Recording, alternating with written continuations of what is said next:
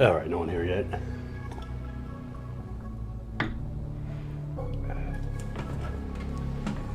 Oh, we got one viewer. Good. Okay, so we are once again trying to get this mic to work well without all the static. I thought that some of these older games might have something to do with it. In case you're wondering, every time I'm making one of these streams, testing to figure out what that audio problem is, I'm always tweaking certain settings, and we're just trying to... Hey, how's it going, Nikita? Yeah, we're just trying to figure out what's causing that problem. Anyway, I'll just... so I'll open with a good Slava Ukraini to everyone. It does! Okay, that is good. Okay, now the question is that just because it's a medieval? Or is it because maybe the settings that I changed actually fixed the problem? Just burned myself there. What's funny about this game is that you'll burn yourself on these torches, but there's no, like, drowning underwater. And in case you're not familiar with the game, it's called Medieval. It is made, it's sort of a retro game inspired by, like, Heretic. It is made by New Blood Interactive. It's pretty cheap on Steam, and if you're already a fan of it, I would say keep your eyes peeled because they're making like a prequel. Yeah, I'm so glad to hear the audio sounds right. I hope it's because of the settings I tweaked and not like a problem with those other games, because if that's the case, it means I can't be streaming those games, you know what I mean? So we'll see. I'll make other test streams, but it is quite possible that maybe I found the magic setting that fixed this. All right, another thing you'll notice is I learned how to do fundraisers on YouTube, and I have one on here. And most of my popular videos will also have like a donations tab there. Just went active today, and we got about $71 so far. I gotta tell you, I've noticed that most of my disposable income spending in the last like month or so. Yeah, by the way, this is made by the people who made Dusk.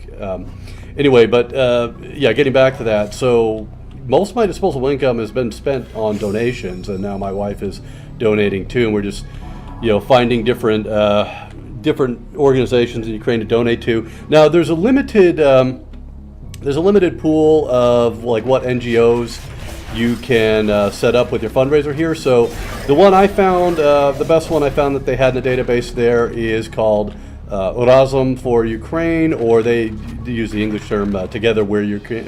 Excuse me, Together We're Ukraine. But it's known in Ukraine as just Razom, that means together.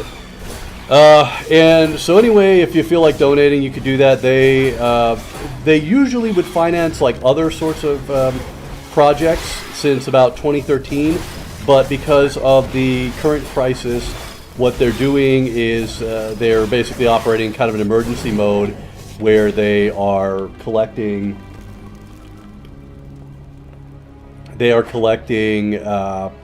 like, you know, emergency gear, basically, mostly medicines, as I understand. So very important work. Let me just tweet. No, it's my quick save. I think it's F5. Okay, yeah. Been a while since I played this game. Thank you, Easy8. Thanks a lot, Yaku. That's thank you in Ukrainian. So yeah, getting back to this, it's been a while since I played this. I have to say, if you look at this at first, it may seem rather simple.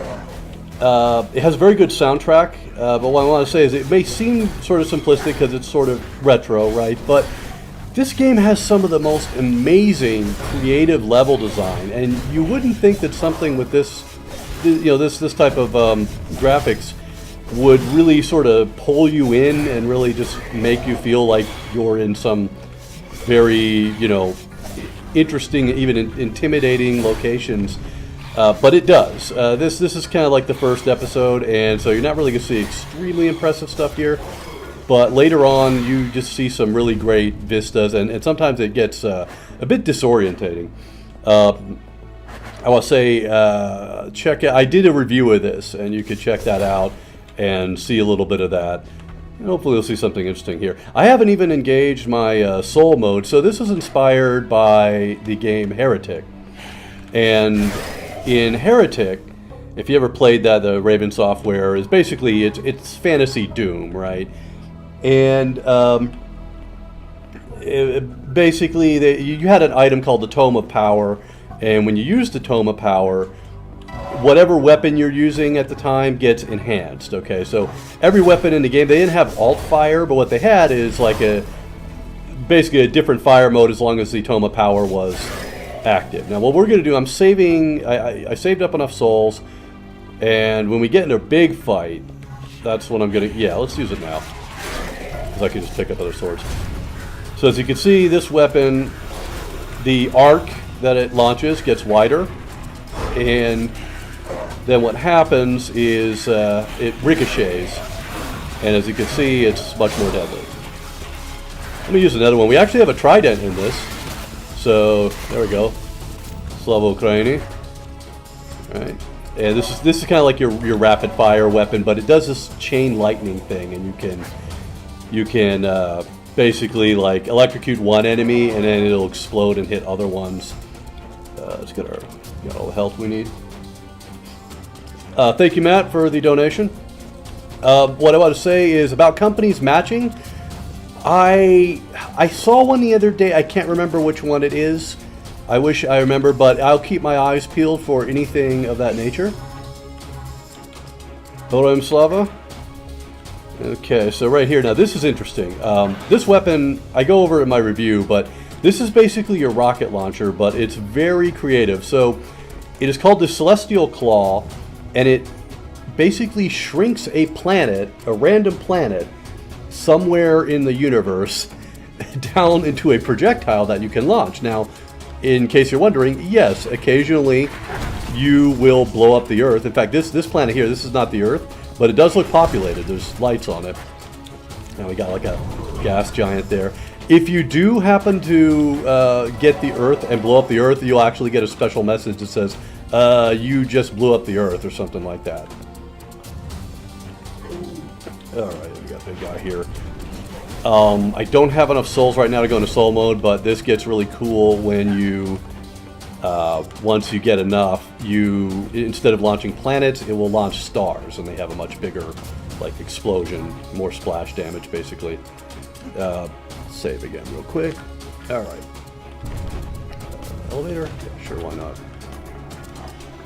No falling damage in this game either, but like I said, you can accidentally stand on a torch somewhere and get hit. Another thing I realize I have to revise. I told you I was working on a scripted video to talk about some of these issues, and I think I'm just going to have to re-record it, and the reason why is because thanks, Nikita. The reason why is because some new information has come to light, and I have to include that. I just can't ignore that. Okay, now this is useful on flying enemies because they're actually homing projectiles. And yeah, so I'm going to revise it a little bit because what's been happening lately is that a bunch of people have been resigning from RT. Now, RT as in Russia Today. Now, the thing about that is, I am a person who very much believes in the idea of redemption, and I think that people make mistakes, and that, sometimes, when people are sincere about changing, then, we should give them the benefit of the doubt, But someone was pointing out, if you look at what's going on, you look at the people who are quitting RT, and they seem to be staff. First of all, some of them seem to be staff that are in Moscow, in the Moscow office, right? And they're foreigners, but they live there. They don't have residency. So you can kind of get an idea of why these people are quitting now. Even the people who are not there, those people, if they see the writing on the wall, they understand that there's going to be sanctions and they won't be able to get paid. So that really does seem to be a major motivator. But when it comes to resigning, there were some people. I did, yes. I want to say there were some people who did this in 2014 when the after MH17 and when the invasion initially began, right? And back then, if you understand what pre-2014 RT was like, it was not that way. I know a lot of people who work there, and it was much it was still, I mean, it was still chaotic, and there was still a clear agenda, but it was nothing like what it became in 2014, right? Now, some of these people that are resigning now, they joined after 2014. They joined after MH17. They joined after these chemical attacks and all this stuff like that. And they quit at a time when their employers may get sanctioned, in which case they are probably going to, like I said, they can't be paid, right? Or they can't live in PBS or BBC. No, nothing like that, okay? Because that's the big issue, is that, see, they don't have editorial independence in state news agencies like that. Okay, and so that's the biggest difference is, BBC can screw up, PBS can screw up, RFE, all these things, they will have their scandals, they will have their problems. Oh, let's use the stars. See, check that out. You got Supernova. Got him? Yeah. Okay. So, yeah. So getting back to RT and everything, I think if you were there after, you joined sometime after like 2014 or 2015, and you just backed them to the hilt until this happened, I don't know. Yeah, I don't know I don't know if I could forgive someone like that. One of the people doing this is Anissa Nawi, who she used to have her own show, and she managed a lot of like social media brands for RT that sort of deliberately concealed their connection to the Russian state. And she has worked very hard to avoid things like labeling, on social media where it says Russian state affiliated media. And recently she broke with RT and said her media company is not affiliated with it anymore. And then she posted a thing that said Russia without Putin, and it had a little peaceful dove on it. Now, please, look at her show in the Now. You could probably now you can still access it on YouTube. I don't know. That might change very soon. But if you look at the stuff they put out, what she was putting out, and again, she's not even she's not some dumb, naive reporter wannabe reporter who comes to Russia from the West and doesn't really know about the culture or anything. I mean, she's seen this stuff for years. She was there for a very long time. And when this person starts doing the whole peace and peace and Russia without Putin, it's like, I'm sorry, I'm not buying it. I think basically what happened is you realize you're going to get cut off, your meal ticket is going to be canceled, and now you're trying to spin off and do your own thing. And I would not be surprised if some of these so-called alt media people end up just working for like China, maybe Venezuela or something like that, and just getting money there, because it is really just a grift. And that's the way Russia today was able to hire a lot of these people. They were state-funded media outlet, which at the time, because they were state-funded, they used to be able to offer people much higher salaries than they would get in their own countries with more mainstream media. Yes, Westonian said it right. It is very pathetic what they're trying to do. I would say what they should do, it would be better if they just sort of quietly disappeared, rebrand and just disappear, stop talking, dude, because like I said, it's like these people I was talking about who, the ones who said that the invasion is all a bunch of propaganda and they're trying to manufacture consent for a war against Russia and all this stuff, and then it happened, and then they're just like, I was wrong. And it's like, yes, you were wrong, but it's about why you were wrong. You didn't, none of these people engaged with the arguments of all the military experts who were saying that, that this looks like an invasion. They didn't engage with the arguments. They didn't try to come up with explanations on why it might not, why there's not going to be an invasion. Even I myself, everyone was weighing what's going on here, and obviously when you're looking at something like this, you don't want it to happen. So there's a part of my brain, the normalcy bias, I call it. I don't call it that. It's literally a thing. It's called the normalcy bias. But it's a part of your brain telling you that this is not going to happen. It's okay. This is too out of the ordinary. Don't worry, it's not going to happen, right? And so, yeah, sometimes I would see certain things about the deployments and the movements on the border, and you look at those and you try to come up with reasons why maybe it's just a bluff, right? And like in my case, I said, well, they do have some scheduled exercises. We'll just have to see what happens when they come up and when some of the other exercises end, what'll happen. And, at the same time, like I realize that what's more likely is that they are planning at least something. They were definitely planning some conventional operation, right? But these alternate media people, they were just, they're saying, oh, this is all propaganda, this is hysteria and everything like that, because they're just going according to a template. You know what I mean? And it's always important to, how you say, when people do that, and they do that, especially if they're getting paid by these states, contrarian is a good term for it.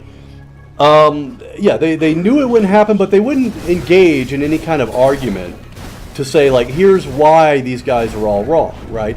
Some of the military experts who were the first to predict the attack, they have been extremely wrong about how it worked out. And they've been extremely wrong about how they, how the campaign's going. And I think they're still wrong about that. I think some of these guys are basically coping. But they were right about the invasion, and they gave arguments for why they believed this was going to be a thing, and those were correct, right? None of the contrarians were arguing. They weren't engaging with that. I haven't seen a single one do that. Question, T-14 Armada. We haven't seen one yet, but I have a feeling if you do, it'll be driven or towed by some Ukrainian farmer. I'm thinking that the thing with the T-14 is that it is extremely expensive, and it's just prohibitively expensive for them. It's like that Su-57, I think, the super advanced Russian, was it? Are we on the 5th generation or 6th generation now? I don't even know anymore. But that, as for that fighter, like, it's impressive, but they have like 5 of them in the entire Russian Air Force, right? And we don't even know. I don't think they're even using them in Ukraine. I think they're afraid of one of them crashing or something like that. They did test a lot of weapons in Syria. All that was good is gone. Okay, I know the feeling. Okay, this is good because this is a boss level, so we need to mess with this guy. All right, but yeah, the T-14, if you never saw this thing, so it debuted in a parade in Moscow, I want to say it might have been 2017. I can't remember if it was 2015 or 2017. But it basically, it was going across Red Square, and it broke down. One of them broke down, and they had to get another one to tow it. And the live announcer is like basically coming up with excuses and saying, like, now we're demonstrating how we do recovery of a disabled vehicle. Basically just engine flooded or something like that. And so that's what happened with the Armada. But yeah, they had plans to like get basically replace a lot of their tanks with Armadas, and then they had to keep cutting the orders, and I think they're like looking at getting like 20 or something like that. Like, nothing really impressive. And what I wanted to say besides that is they've been using, they're sticking to their T-80s, their T-90s, and the T-72B3s, and you can see all of those getting basically abandoned and jacked. yeah, that's another victory, right? Royam Slava, Brendan. Covering. Well, here's the thing. When you ask about my journalism career, so I got into journalism kind of by accident. I had this long interest in Eastern Europe. I actually studied Russian in high school. We had a special program for that. But I was interested in Russia from like a much earlier age, just because of like video games, and especially like when I was about 10 years old, I got this game, LHX Attack Chopper. It's by Electronic Arts. Some of you may have played it on the PC, but they made a Genesis port of it. And it had this really thick, dummy thick manual in it with all this like basically factually correct information about all sorts of Soviet tech, and you're flying an Apache in the game and blowing this stuff up and everything, and so that I got interested in it because of all this military crap, like lots of boys do. And let's just where are we going? Gotta make sure I know what place. Portal Domain Sentinels. We're not already there. I think it's fine. Okay. Yeah, and so I had this interest in Eastern European stuff, getting into high school, studying Russian, and then we also had a lot of people from the former Yugoslavia, mostly from Bosnia, of all the groups there who emigrated. So I was exposed to lots of Eastern European culture and the language and everything like that. I went on exchange to Russia when I was 16. So I decided I wanted to after the army. I wanted to actually before I went to the army, but I decided I wanted to move abroad, and didn't really know how to do that. And one thing I learned, now you can't really do this so much anymore, and it's kind of a shame, but one thing I learned about, because I was like, okay, I don't have a college degree, like how am I actually going to like move to another country, right? And I discovered TEFL, which is Teaching English as a Foreign Language. And there are various ways you can get these certificates. They are not really that expensive. I mean, we're talking, a few $1,000s at the most. And I mean, I know that sounds bad, but considering what you can do with that certificate, it's well worth it. Okay, it's a pretty good deal. A lot of the schools, if you're going to get them in person and not through correspondence, the schools are often located abroad. In this case, I found one in the Czech Republic, in Prague, and that's where it all starts. Hey Leo, Heroyam Slava. I have a feeling I'm going to be saying Heroyam Slava a lot. It's kind of like when someone says Takbir and you got to go Allahu Akbar. Like, it's audience participation, basically. Okay, I'm going to get crushed by one of these things. All right. But yeah, so getting back to that, about English teaching. So I was doing that for a long time because it's a way to, first of all, work in any country, right? You'll get a work visa or something, and you support yourself. And occasionally, here's the thing. Now, I got sort of lucky. I got very lucky in the sense that I moved to Russia basically during a boom. This was when oil prices were high and there was so much money flowing in that Russia's elite had enough that they could steal. Hey, thanks, Victorian. Always good to see you here. We fixed the audio, you might notice.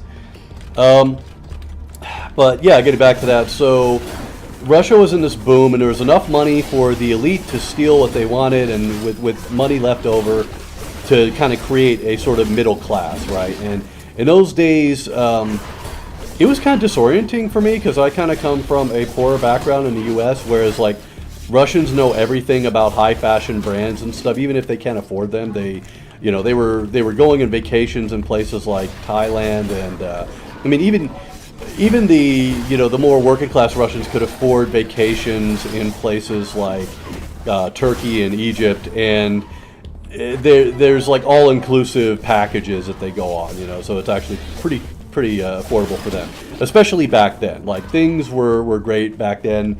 There was a lot of, believe it or not, there was a lot of foreign investment from Europe. There was a lot of more tourism.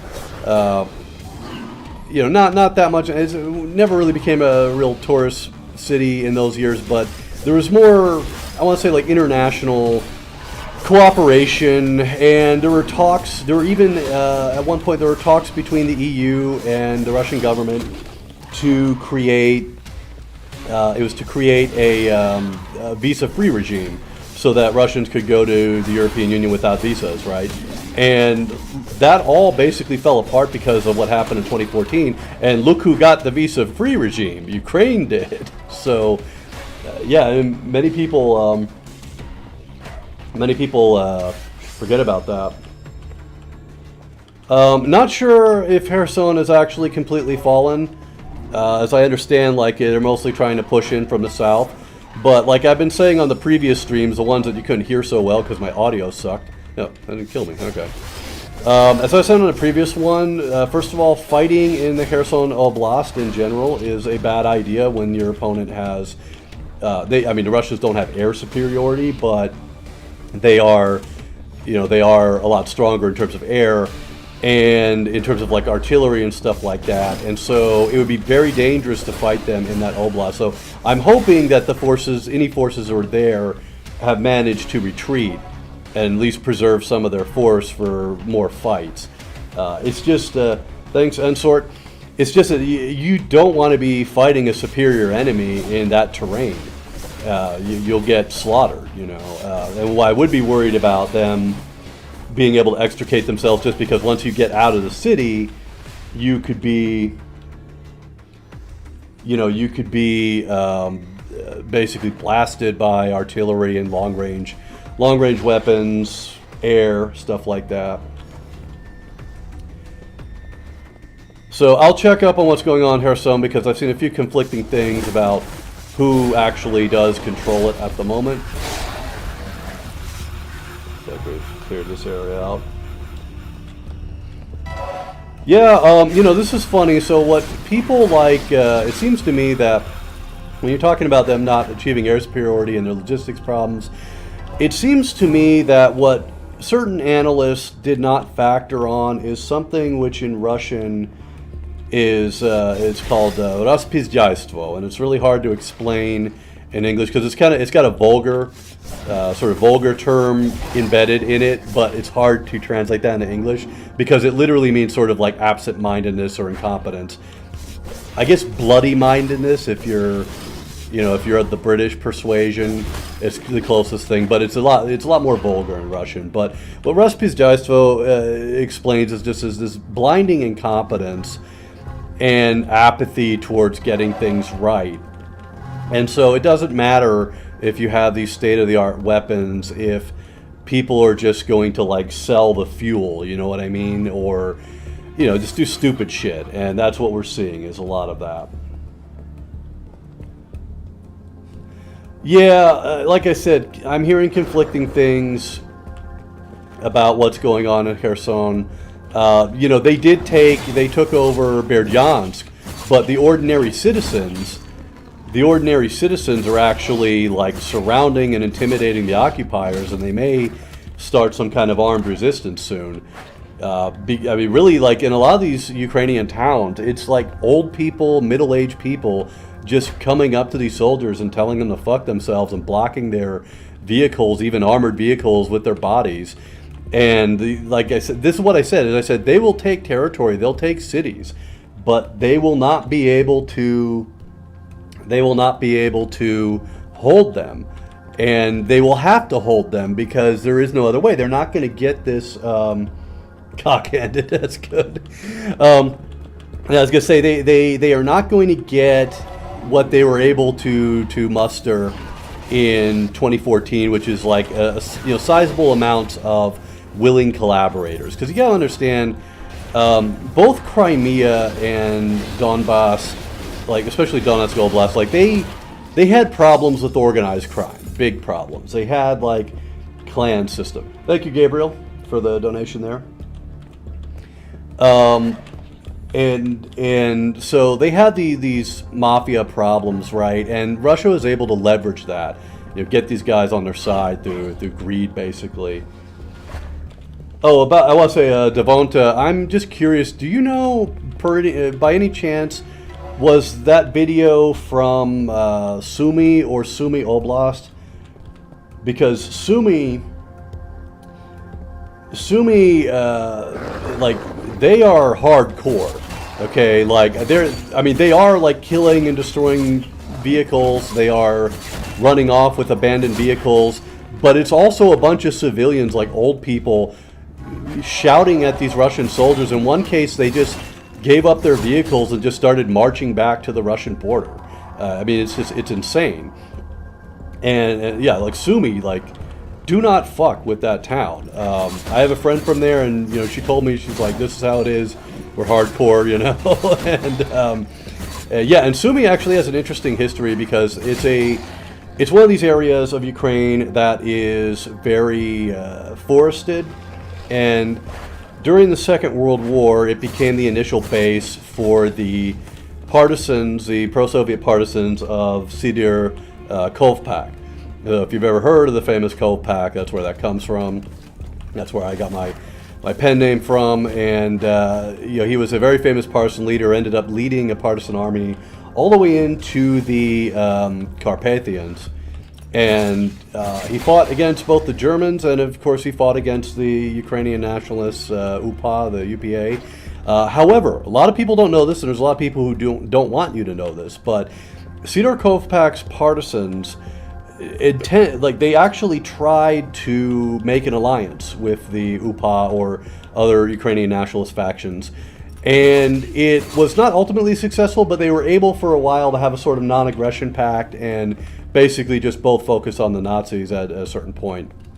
And unfortunately it fell apart because obviously Sidor Kovpak is working for Joseph Stalin, and they're not about sharing power, right? But another thing the Soviets don't want you to know, or I should say the Russians don't want you to know, and this is a bit of a darker fact about the Second World War, is that the Kovpak's partisans and other Soviet partisans also recruited from auxiliary police, collaborators, basically. And I can guarantee you that they didn't put them through some kind of background check to make sure that they hadn't taken part in any kind of atrocities or something like that. It's just that's the reality of it, and that is why when we talk about all these memory wars in Ukraine and stuff, it's difficult just because you have basically one side wants you to have this uncritical view of the nationalists, and the opposite of that is typically someone trying to promote an uncritical view of the Soviet side and the partisans, right? And you just can't do that because there is overlap and there's collaboration going on both these sides. And so, yeah, a lot of times like Westerners and outsiders don't get this because when you're not, how you say, like in that discourse, you think, well, why can't people have a more nuanced view that criticizes the actions of all these sides, because they certainly have all had horrible human rights violations. But the problem is that that's not how the debate typically works in Ukraine. It's basically pro-Russian Vatnik who says, Stalin did nothing wrong, and then you got like the sort of, it's a stereotype of some of the Western or diaspora people who are like, Bandera did nothing wrong, and it's like, that's the discourse, it's not good. But the thing is that at a time like this, though, a lot of that is just red herring. I mean, most Ukrainian citizens, their parents, or not parents, but grandparents and great-grandparents, they fought for the Red Army. So it's it's just kind of a moot point. It's this manufactured scandal, and if it weren't for the war, I think there is discourse, there is debate about this stuff in Ukraine. I know professors in Western Ukraine who debate this stuff with the people like they debate the position of the more nationalistic people like Vyatrovich, for example. This does go on, right? But with what's going on with the war and everything like that, it's how you say, these things get pushed into the background. It's just a matter of priorities.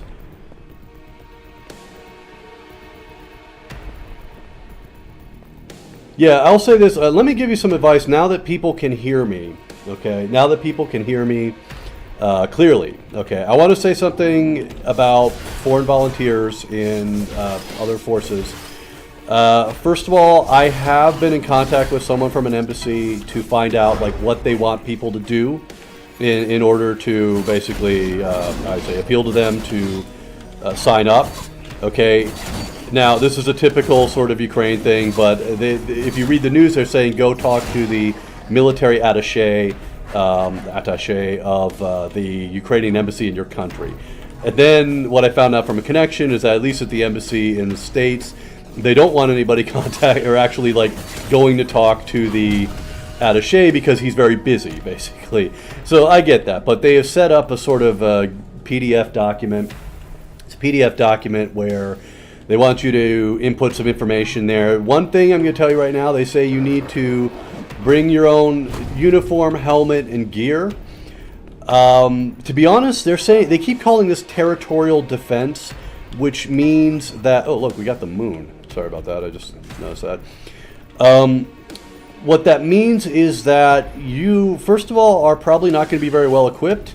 As far as uniform, I would say get something you would fight in. Some of these guys are not wearing full uniforms. I'm going to tell you another thing is like you should, again, bring your own helmet, bring your own, if you can bring body armor by all means, but what they definitely need you to have is your like chest rig, something to hold your mag pouches basically, okay? So yeah, it is mostly bring your own gear. Another thing, please understand that yes, the Russian army is not doing great now, but this could change, okay? They do learn from their mistakes, and they have a huge advantage, at least at the moment, okay? So understand that, if you were like a combat vet fighting the Taliban or whatever, understand that you are now in the place of the Taliban, where they have, more air assets and standoff weaponry and stuff like that, okay? I'm just saying, be aware of what you're getting into. Another thing is, please think about the language issue. I have a feeling that they have figured out some way, they're going to figure out some way to get people to work together. That's probably why they're putting together a foreign legion, because they want people who speak English.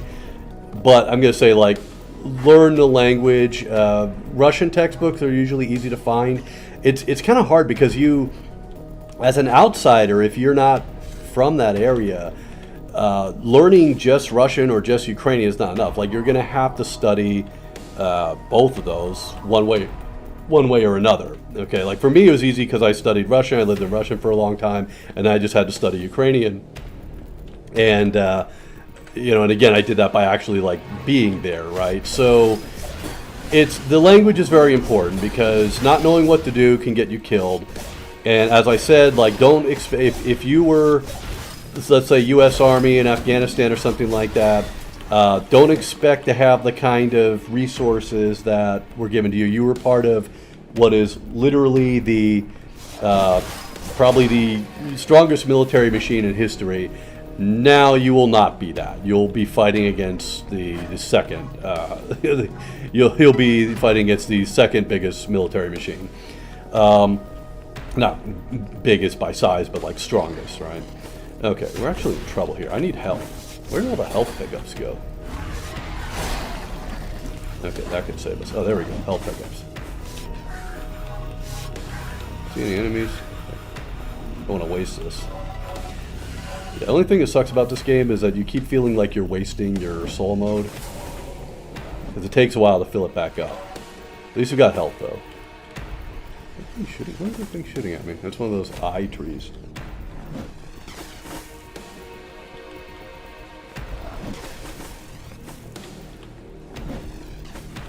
Bad to want to fight dictators. I'll tell you this. I can see people saying, idiotic things like that. I see that all the time on Twitter. I could tell you this, though, again, about the foreign fighter issue. If managed properly, it could be good. What I'm more concerned about at the moment, I'm concerned about people who just are in it for adventure, don't know what they're doing, and because I've already read about people with no military experience at all trying to join up. And you know what that means is that they're giving a weapon to somebody who won't use it as well as someone who has actually been trained to fight, right? And that could be given to a Ukrainian. Another thing, I'm going to tell you this, again, that term territorial defense makes me raise an eyebrow, because what the territorial defense actually, entails is basically guarding like the cities, patrolling the cities, enforcing the curfews, guarding certain objects like power plants and stuff like that. Which means like you could actually be in danger, because those will be priority targets and everything. But on the other hand, like, don't expect to be going on secret missions behind, enemy lines, or, doing ambushes on these big supply columns or something. I mean, eventually, who knows? It might be like that. Like I said, you may end up like those insurgents in Iraq, because it very well could come down to that. So just be aware that that's something that's going to happen. Okay. Yeah, and then someone, yeah, like what you were saying there, you know, they may have these foreigners just guarding a warehouse. I can tell you that some of these people who went to, you know, so-called Rojava or northern Syria to help with the Kurds, the PYD, or I'd say YPG, YPJ. They went there, and either they didn't have military experience, or they wanted to do things their way because they were in like the U.S. military, and they didn't realize that Kurds have their way of, they've been fighting this war for a long time. I mean, not that same war, but they had their methods, right, and they're effective for them. And so what happened is you get a lot of guys who just, you know, they cause problems and they get sent home, or a lot of times what the Kurds were doing was just saying, yeah, okay, here, take this AK and guard this, guard this warehouse, right, and it's somewhere where no one is going to attack it, right? And then, of course, you know, that person goes on social media and creates this whole story about how, you know, I was basically the 21st century international brigade guy, 21st century Robert Jordan from For Whom the Bell Tolls, Hemingway novel. Yeah, that's another thing. Okay, you don't want to, as a Westerner, you do not want to get captured by the Russians, because they have this mentality that they're really fighting America. Like they actually see what they do to Ukraine as fighting America, because they don't believe Ukraine has sovereignty. It's simply a puppet state. America, just like the Austro-Hungarians and the Nazis and the Poles and who else? Lenin convinced some Ukrainians that they're a sovereign country, or, you know, a different nationality. And so because they believe this, they're going to be very resentful to you, because they believe that we started this war somehow. You know, we started this war by saying, you know, hey, maybe don't invade Ukraine, guys. Could you just, like, you know, live in peace? And so what that means is that, you know, if you were captured by some of these people, like I was talking about the mentality of some of these people in the Russian army, and, you know, many of them are humiliated by their NCOs and fellow soldiers. And the one thing about the humiliation culture that you see in Russia is that it's based on, like, you get humiliated by someone above you, but you're authorized to, basically shit rolls downhill, right? You're authorized to transfer that to, transfer that to people below you, right? Or people who are seen as below you. So again, like, think about this long and hard. And here's what I'm going to say, like, this might not be as exciting, but look at it this way. You could probably do a lot more good if you work with a experienced NGO and just, like, help with the refugees. For one thing, you can fly into Poland, okay, whereas you can't go directly to Ukraine. So you can help with the refugees there, and they definitely need to help, but, you know, go with a reputable organization. And you know, just do what you can to help, and you will see a lot of things. It will be a very important life experience, and, you know, you don't need to have the 300 confirmed kills or whatever to impress ladies at the bar, right? They'll probably be more impressed by your generous help to people in need. So, not that should be your motivation, but you know what? If it gets the job done and it actually gets people the help they need, then great, right? So, you know, do your work with refugees, and then come back to your local bar and just be like, yep, just got back from helping refugee kids. Just the kind of guy I am. I love kids and family and helping people in need, and I'm very generous and just, you know, a wonderful person all around. So, anyway, you want to get coffee or what? You know, I don't know. I'm sorry, I'm just bullshitting now. I haven't had to date in a long time, thank God. So I don't know if any of this works anymore. I don't know what you young people do, your mating rituals, okay, with your Tindering each other or whatever. Okay, I got more questions. I would hope you can take out Putin with your bare hands. But you got to get across that table. You've seen the size of that table. I mean, he. Oh, we got this. Why am I doing? I keep forgetting I got soul mode. I can just like destroy everybody. This weapon sucks. I'm out of green mana. That's the problem. Even this one's not great on soul mode. I'm glad. I just read one of your comments. I'm glad someone has remembered the subject of my feature-length screenplay. Yes, I not only does that need to be refined, the screenplay that I mentioned on one of the previous streams, it needs to be refined. But what I realize is in order to start soliciting that, I may actually need to write a second screenplay at the very least, like a TV pilot. Because what I've read from people in the industry is that they kind of want to see that if you do something that's kind of good, they want to see that it's not just like a one-off thing. And also scripts often need rewrites as well, so they want to see that you might be able to do that. So yeah, probably gonna need to do like a lot more work on that script. Maybe working abroad. Now I was talking about what you can do there, and fighting or helping people. And one thing is like what I'm looking at right now. Like I said, it's a very tentative plan, but what I'm looking at right now is basically a non-combat thing. I might not be anywhere near the front this time. I'm just going to be where they need me with the stuff that they need, and that's the plan. Paratroopers. I wonder if they're losing their transports again. They keep doing this. I don't know if they're actually jumping, but they keep doing these jumps into contested airspace, basically, which is something that you're just not supposed to do. What they're doing is basically, you can see the desperation. They need some kind of victory, and it's driving them to make stupid mistakes like this. So the problem is they have a lot of resources, right? They have a lot of people still. They have a lot of long-range weaponry, and they have not full air superiority, but basically they kind of dominate the sky. And so that's still a problem, but as long as they keep making desperate moves like this, then they will just have higher losses, and it just becomes more of a humiliation. And that is in the long run, that's good. If they're trying to surround Kharkiv, that's a tall order. I've never been to Kharkiv, but I know it is a very large city. And they haven't, as far as I know, they still haven't actually managed to cut off Kiev. I saw, like, even today there was a train leaving, because what they've been doing with Kiev most of the time is they're coming down from the north on both sides of the Dnipro, but they keep attacking it. They wanted to push in there and take it.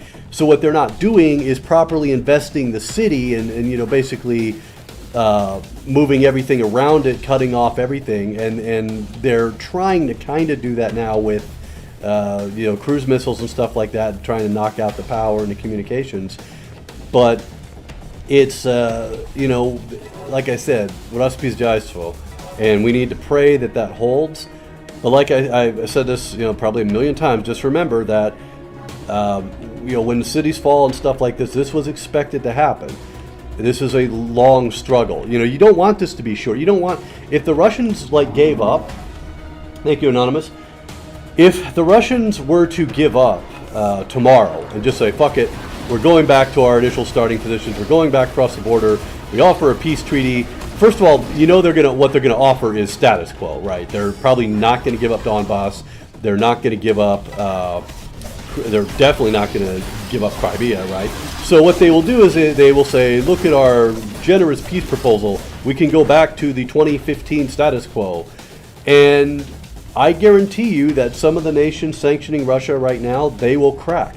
They will say, oh, look, actually, I'll tell you who will crack first. Probably going to be that jerk-off Macron, right? He's going to be the first guy to say, I am very impressed by the peaceful overtures by Putin, and La Putain, this is a French joke there. I am very impressed by his olive branch to Ukraine, and I think that we should remove the sanctions. I apologize for all francophones. I'm strictly making fun of, that is strictly aimed at Macron. I believe your accents are wonderful. I'm not a Macron fan for obvious reasons. But that's what will happen if they don't take these major cities and they just backed off. Then what's going to happen is we'll probably get stuck with 2015 status quo. Sanctions will get lifted, and guess what? The Russians will come back and do something like this in a few more years, right? When they build up their strength again, and then also they'll have more time. They'll have more time to correct their mistakes, and yeah. Just to apologize. Yeah, no, Macron has been terrible. Schultz, I'm sorry, the Germans. There's a habit there. You know what I mean? But but you know what? The Germans seem to have recognized their mistake, and they seem to be. They seem to be. Really changing things. I hear they're even considering changing their nuclear policy, which is great. That's great for the whole world, right? Because nuclear is a better option, especially when we talk about climate change and that risk. As for the neutrality thing, yeah, anytime someone brings up Ukrainian neutrality, just point out Ukraine was neutral. Ukraine was neutral all the way until late December 2014. What that means is that they have been waging war, Russia had been waging war against Ukraine for basically 8 months at this point. They had already annexed the Crimea, and only then did Ukraine say, okay, well, we might want to take this thing out of our law that says that we are a non-aligned country, and we might want to start considering NATO membership. And even then, it was not popular. Like, NATO membership didn't really become majority popular in Ukraine until about, like, I want to say at least like 2017, maybe 2016. That's one of the reasons why there was no danger of, I won't say danger, but there was basically no chance of Ukraine getting into NATO immediately after Maidan. So the Russian claims that Maidan was about getting them into NATO, or that they were going to join NATO, that just was not on the table.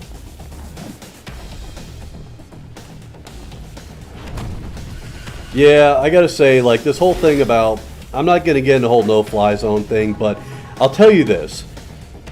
I understand why these NATO leaders are like this. The question is, why do they have to say it? And this goes with Biden especially. Why do you flat out say we're not sending troops? Why do you flat out say we're not gonna get involved? All you should say at all times, all options are on the table, and deploy more fighter jets, deploy more troops, and just say all options are on the table. Roll the dice, little man, okay? Because everyone's like saying, oh, it'll lead to World War III. No, Russia can't fight World War III, okay? They can't fight Ukraine now, and I'm supposed to believe that they're going to fight more effectively when they're going up against the United States and the other 29 members of NATO. So I had to take a sip of my root beer there. It is, in fact, root beer. Where are we at now? Let's see, third level of this. Okay, but yeah, the point is that if you're going to say that NATO can't get involved because it's going to lead to World War III and it's going to be a nuclear war, let me ask you this: why have NATO at all? Really, like, what if Putin just says, I don't care about NATO, I don't care about Article 5, I'm going into Lithuania because I can? Well, don't fight back. We can't fight back. We can't fight back because that's World War III, right? So just talk about dissolving NATO in that case, because that's basically where this argument is going to lead back to. Now, this is actually IBC root beer, if you're wondering. Do they still make mug? I haven't checked. This is Diet IBC, 0 calorie. Because I generally, in case you're wondering, I generally cut out sugar in my diet. I avoid sugar like the plague. And it works. It helps a lot. Someone was asking about. Someone was asking about the mayors who surrendered their cities, like Berdyansk and I think Melitopol. As I said, resistance is continuing. It's unarmed, but it's effective in some places. What you have to understand about those mayors and the situation they're in is that some of those cities basically had no armed people in them. There were no Ukrainian forces there. Ukraine is in a situation where they have to carefully manage their resources. They can't defend everything. This is like a basic military principle. If you try to defend everything or you try to be strong everywhere, you won't be strong anywhere. Okay, so you have to decide and you have to make these choices, and some of those choices are just always going to be bad. You have to choose between bad roads and worse roads, right? So in the case of like some of these cities, the mayors surrender. We don't know what their politics are or what their motives were exactly right now, but in some cases we know that there was no one there to resist. I would say yes. Someone was saying Russian Air Force overrated. Definitely, we've seen that's true now. One thing we've seen also is that their long-range weapons, a big issue is that they don't have as many precision-guided weapons as some people thought. And what is more is that the weapons they do have are not nearly as good as some people thought. There was a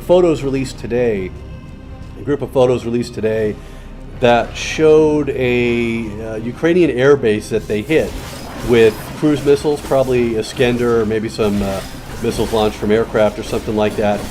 And you look at where the craters are, they barely hit the runway. They literally didn't disable the runway. You could get a plane down this runway. And, if the U.S. had been doing this as a U.S. Air Force, then that runway would be unusable. Like, even if they had planes hidden in, like, let's say, hardened bunkers and we couldn't hit the planes, well, the planes wouldn't be able to use the runway because we just crater that thing easily, right? But they just had, like, wild misses on some of these targets. Oh, and here's another thing. So, yes, the cruise missiles are expensive, but this is even better. You probably heard something about how the sanctions are going to stop microchip exports to Russia. There's certain electronics, and you might think, like, how bad is that? Well, it is going to have a big effect because people are telling me that basically Russia has to import a lot of these chips and electronic components to use in their guided weapons. Okay, so missiles and all kinds of missiles, cruise missiles, but air to air and all that stuff like that. Well, if they can't get these foreign parts, they don't really have a manufacturing base for this. They possibly don't really have a realistic chance of making these, at least on any like large scale. So what that means is that as they're using these weapons now in Ukraine, they're not going to be able to replace them, and they'll have to switch to other things.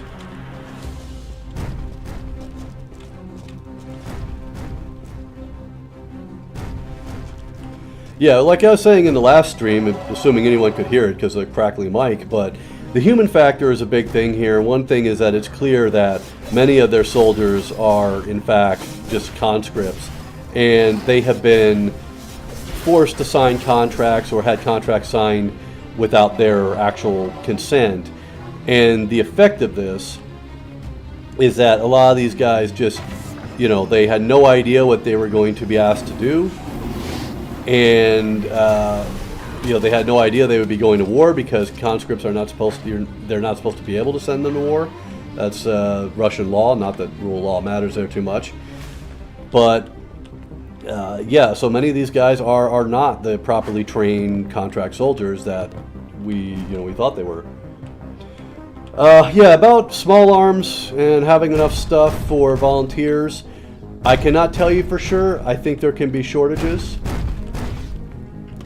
Priority is probably going to go to the Army. I will say this, though. There are, in general, obviously they're capturing a lot of stuff. Oh, sorry, that is major overkill. Okay, this weapon I'm using is actually the game's equivalent to the BFG. It's to be honest, it's a little bit phoned in. I mean, it's a purple ribbons, right? Purple ribbons that just destroy everything. It is really cool in soul mode, though, so I'll switch to that when we get in a big fight.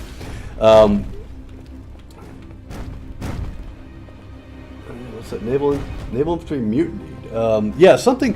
Here's the thing about. Be careful about that naval landing thing and about Odessa and everything, because there was some misinformation about what was going on with these naval landings. It seems that they were planning to, but I don't think any of them have actually taken place.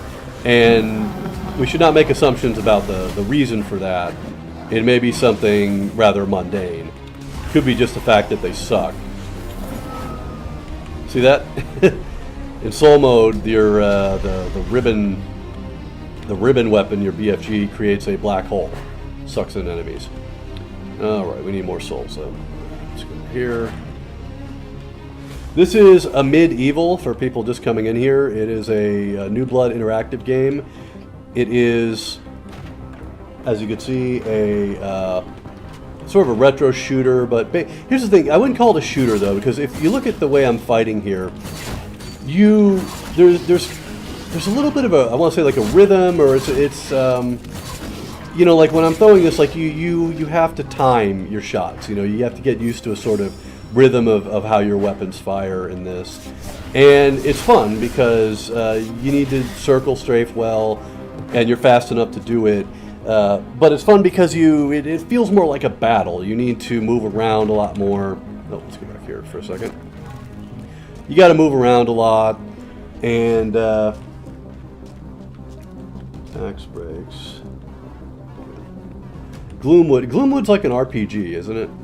Now, what I'm looking forward to is the prequel to this. So if you ever played this game before, the story is like your crazy four-eyed champion is like he got this axe from some kind of thing called the Black Labyrinth, and that's how you're able to go in between dimensions. And what they're going to do is they're making a prequel to this where you are basically in that labyrinth trying to get that axe. So don't know why they decided with prequel, but it's a good idea though. I'm just happy it's coming out. Should be out, I think, in the spring, so we don't have much longer to wait. Put that on your Steam wish list. Oh yeah, Turkey. Someone brought up Turkey closing the Bosphorus Strait. So Turkey has the right to do this, according to something called the Montreux Convention. And what this does is it's basically cutting off, almost totally cutting off, Russia's mission in Syria, because they use the Bosphorus in the Black Sea.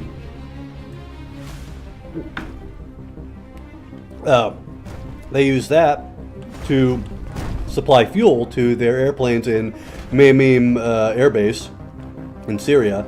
And they do have a port there. They have Tartus, okay, but the thing is, they can't supply it from the Black Sea anymore, from you know, either Crimea, occupied Crimea, or the Russian Black Sea littoral. And so they will have to be sending ships around a long way to keep fueling. And another thing, another big problem, is that they're talking about closing ports to Russian ships all over Europe in a lot of countries.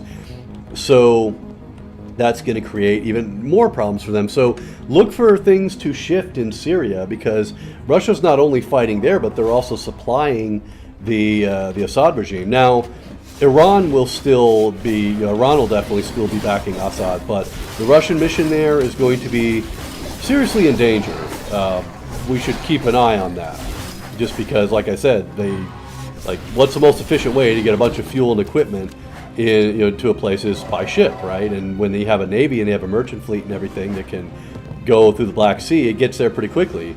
When they don't have that, what are they going to do, right? So that's going to be interesting. Capturing what? Did someone say something in Stull? Was that? Just trying to read what capturing. Yeah, I'm not sure what you meant there. You might want to write that again. Yeah, Russian exports have been under sanction for a while, but probably you're going to see more of that now in terms of Russian weapons. So they'll still find buyers, but again, not being able to use ports, not being able to make payments, that's going to be a huge problem for them. So everything's going to be affected. But yeah, about the capturing thing is just, I was gonna say, if you're gonna go to fight in Ukraine, do not get captured by the Russians.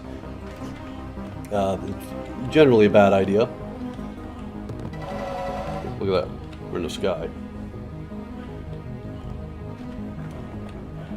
Need more effort in terms of like sanctions or what? I'm happy that Switzerland actually, Switzerland got on board. You know, they're usually very happy to launder money. What happened to my? Sorry, I thought my Ribbon BFG had ammo. Jeez, I'm getting my ass kicked here. I need to do something about this.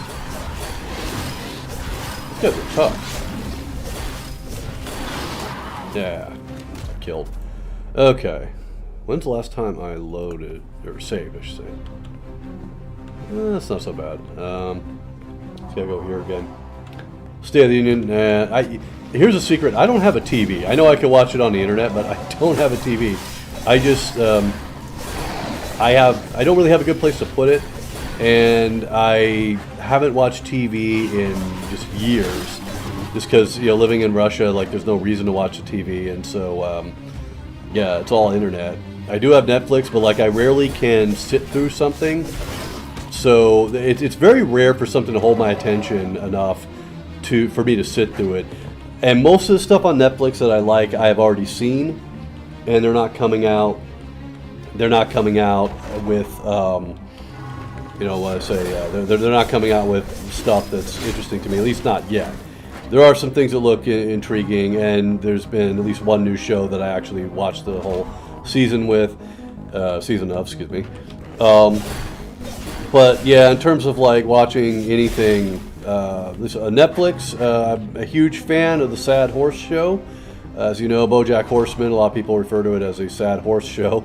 So one of my friends in Ukraine asked me about it before he knew. He said, hey, do you like the Sad Horse Show? And I'm like, the what?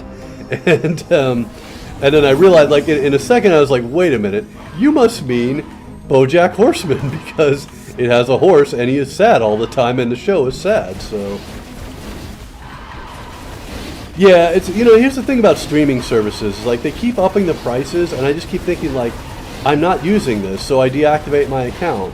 And a lot of times, like, you can reactivate it, but I mean, you can reactivate it and get all your stuff back like really quickly, but you know, like I said, you see some content that looks interesting, you put it on your list, especially if they're like feature-length movies, and then you're just like, nah, I'll watch it later.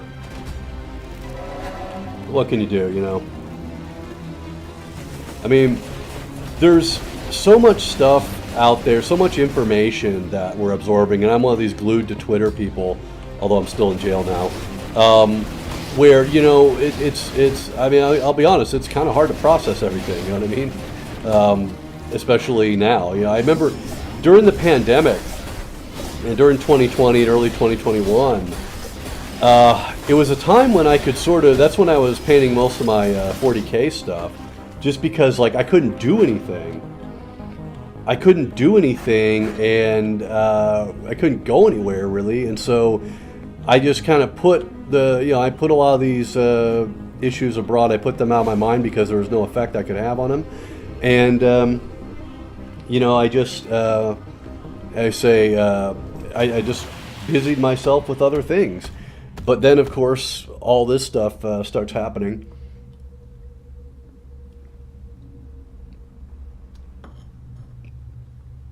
I'm glad they're doing that with the yachts. I heard about the yachts and the flights. Canada, yeah, I did hear Canada close to the shipping. Oh, I gotta click continue. Okay, this is a boss level, I think. Better be. I don't like this particular episode. There are some much cooler. Yeah, this is a boss level. What I want to do is jump to that. Okay, good. The Scrounge. I think it should have been called the Scourge. That sounds much. Oh shit. Okay. He's not as impressive as the last one, but we'll get him. Oh crap! I took a big hit there. Get some health. Let's just hit him with everything we got.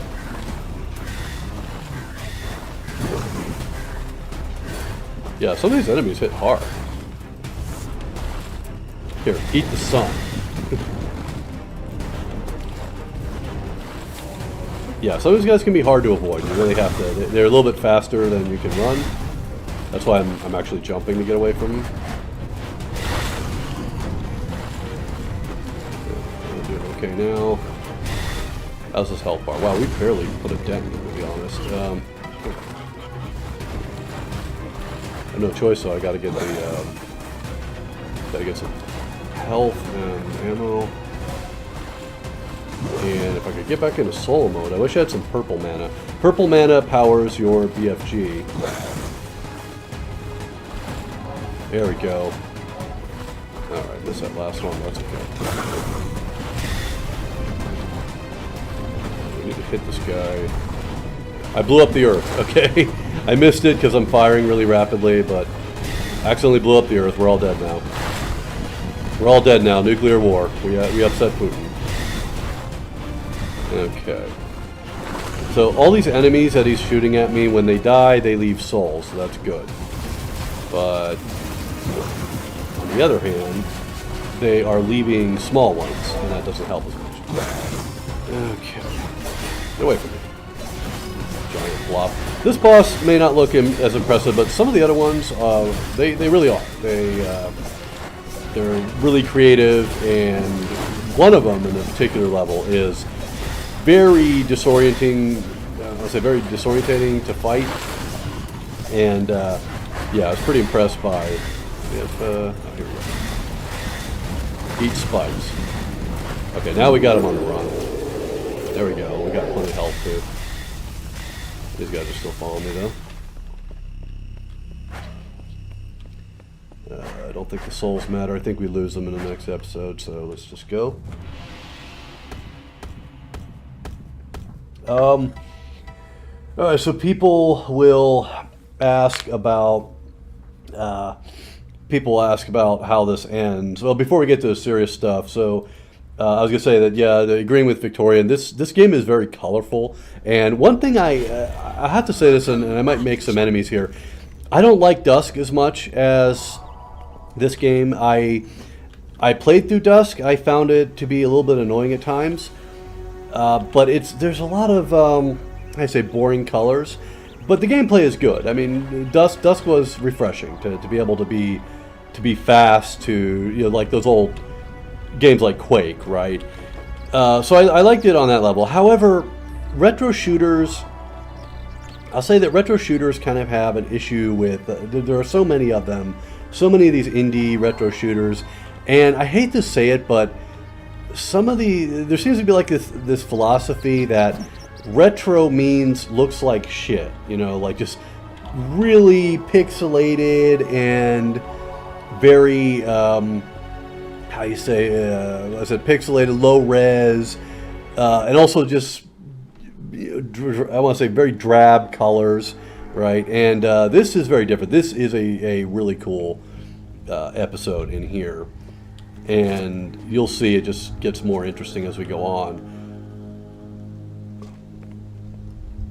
Okay, now about the more serious stuff. Yeah, I don't know how this is going to end. I just know that it's going to end. It's going to end with basically the end of the new Russian wannabe empire, because, like I've said before, they are fighting against reality. Putin is fighting against reality, and you never win that way. You'll never beat reality. It's just like how you can't go faster than the speed of light, right? So in the end, it may be very painful, but I think one thing is that people are learning that the price of appeasement, the price of putting business or cheap resources over human lives, because this could have been prevented. Ukrainians are paying the price for other people's complacency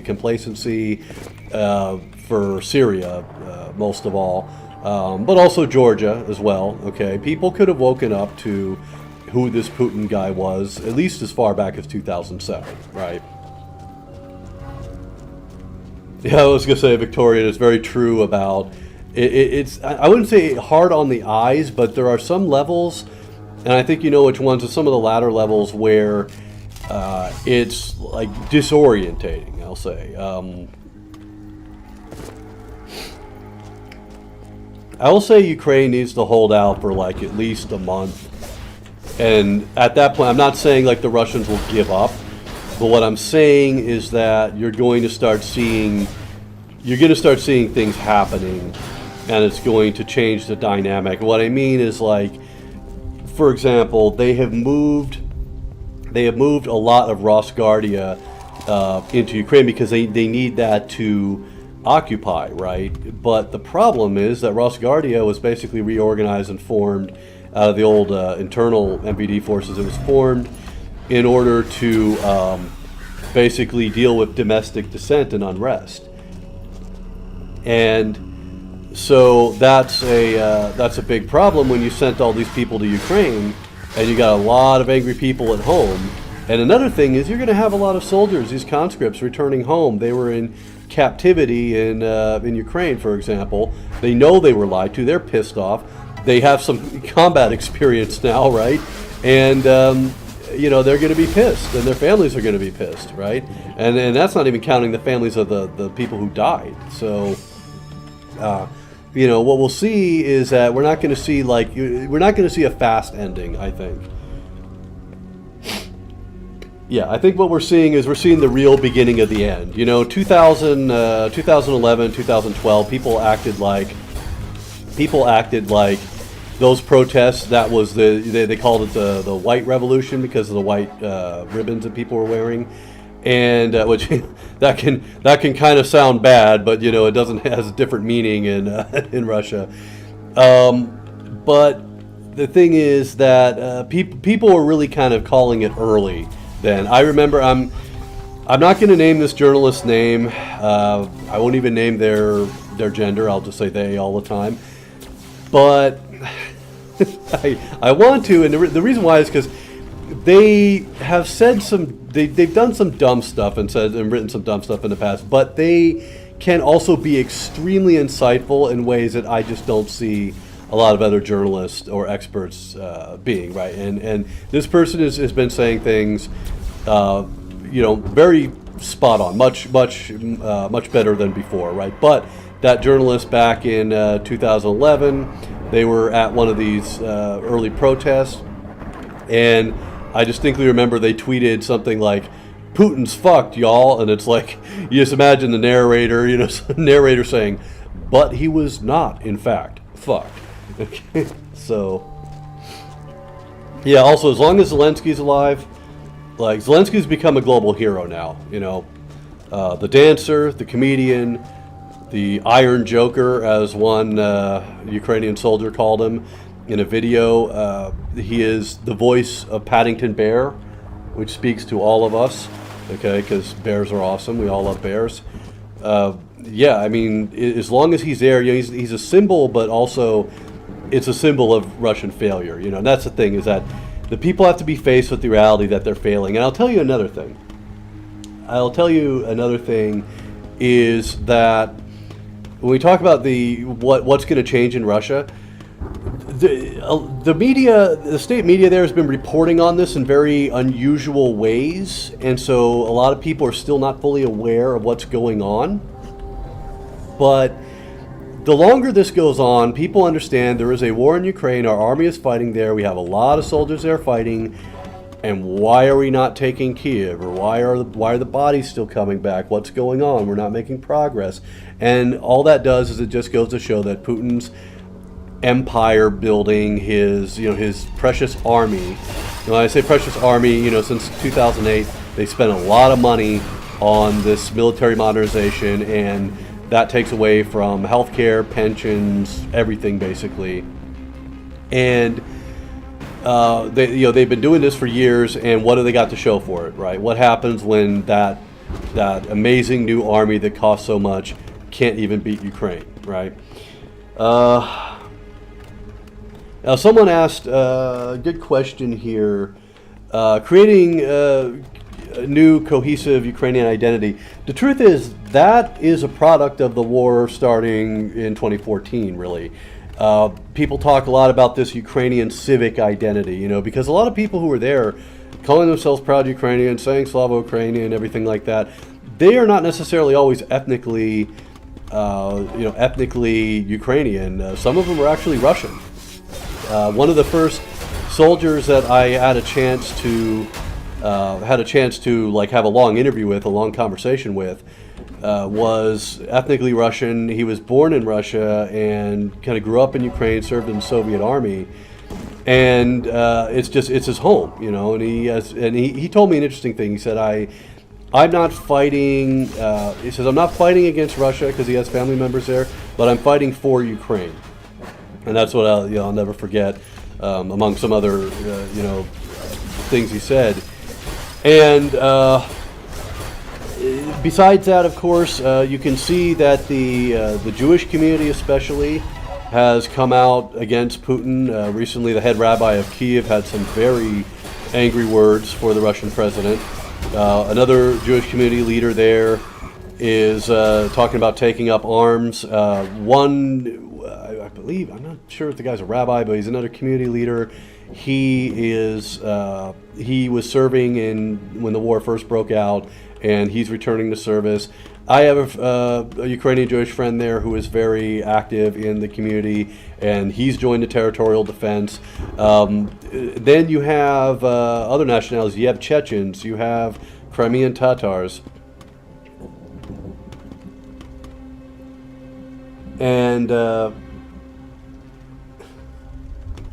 And yeah, so I'm reading some of your comments there. It's a civic nationality. It's really about it's about where you live. And now I think it's even gone beyond Ukraine's borders. I think for a lot of people, it's really about do you believe in democracy? Are you against empires and wars of aggression? And do you believe in being a progressive state instead of a neo-colony, right? And so that's why you see so many foreign people taking inspiration from this. And so it is very inspiring. I wish, though, it is important to remind people, like, look, let's look at the bigger picture. We need not just to end this war, we need to end the Putin regime. Because of what happened in Syria, because of what happened in what's been happening in, for example, Africa, in Central African Republic, Mali, Libya, where Wagner mercenaries have been committing war crimes. We have to. We need to make sure this ends with justice. Because if it doesn't end with justice, then we're just going to be right back in the same place. Probably in 10 years. There was a famous quote, and it might be apocryphal. Nowadays I don't trust any famous quotes I see, but I want to say it was the French general Ferdinand Foch who said when the Treaty of Versailles was signed, he said, "This is not a peace treaty, this is an armistice for 20 years. And of course it took about 20 years and it expired, right?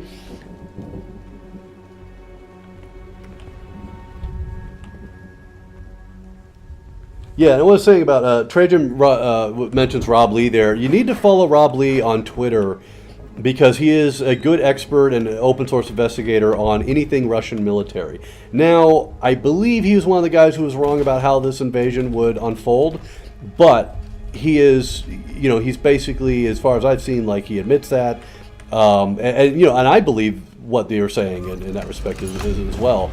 But he's been good about saying what went wrong, and not coping like some other individuals that I won't mention. So definitely follow Rob Lee because I sometimes work on some analytical papers and they involve the Russian military, and he is an invaluable resource for whatever they are doing at the time.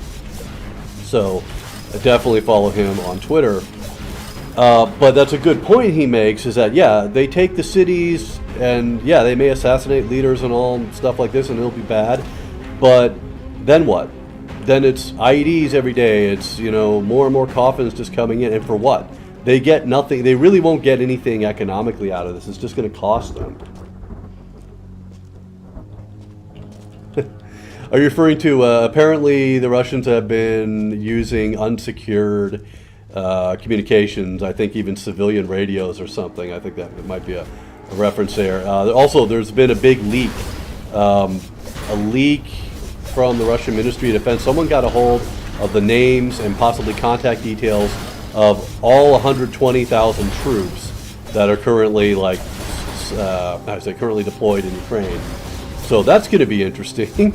They really have, that's the thing, is one reason why people like Rob Lee and these investigators are able to track this this buildup and everything and determine what's going on is because Russia has terrible OPSEC, and it's really funny. They made a law in 2017. They wanted to clamp down on this because their OPSEC is terrible, and everyone assumed that, basically they were banning soldiers from carrying cell phones or recording anything, and apparently no one's listening, because all these soldiers were just recording shit for months.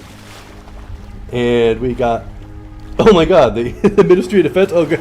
Now we can fuck with Shoigu. Let's what can we do? We could sign him up for a bunch of weird mailing lists or something like that. Oh no, I have an idea. Send an email from Shoigu's email address that's basically plotting a coup with Valery Gerasimov, but accidentally carbon copy either Putin or Bortnikov from the FSB. That should get interesting. Yeah, try that.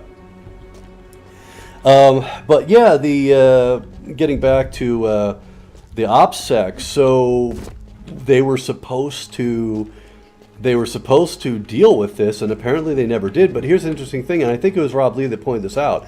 Because all these guys were told they're just going on exercises, and in many cases their commanders believe they're just going on exercises, there is a possibility, there's a very real possibility everyone just thought, hey, there's no reason to worry about OPSEC, no one's watching, and we're just doing we're just doing drills, who cares, right? So that could be a possibility. Someone said, did Putin expect insurgency? I don't think Putin's expectations here have matched reality. I really think his initial belief was that basically Ukrainians would embrace the Russians.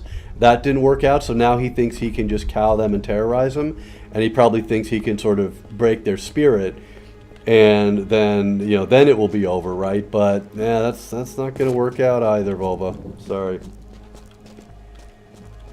Oh yeah, so some of you check out the community on this channel later, because I just got my Saint, they call her Saint Javelin, I like to call her Saint Javelina because it's a woman, it just sounds more appropriate.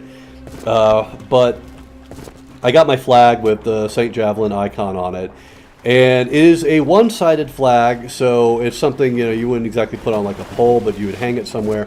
And the good thing is it's made from a more durable material, durable synthetic material, which means that you can maybe use it outside on a limited basis. So who's hitting me? Did I kill him? Oh yeah, I did kill him. Okay. Ow. Not a very creative enemy here. Just spiked balls.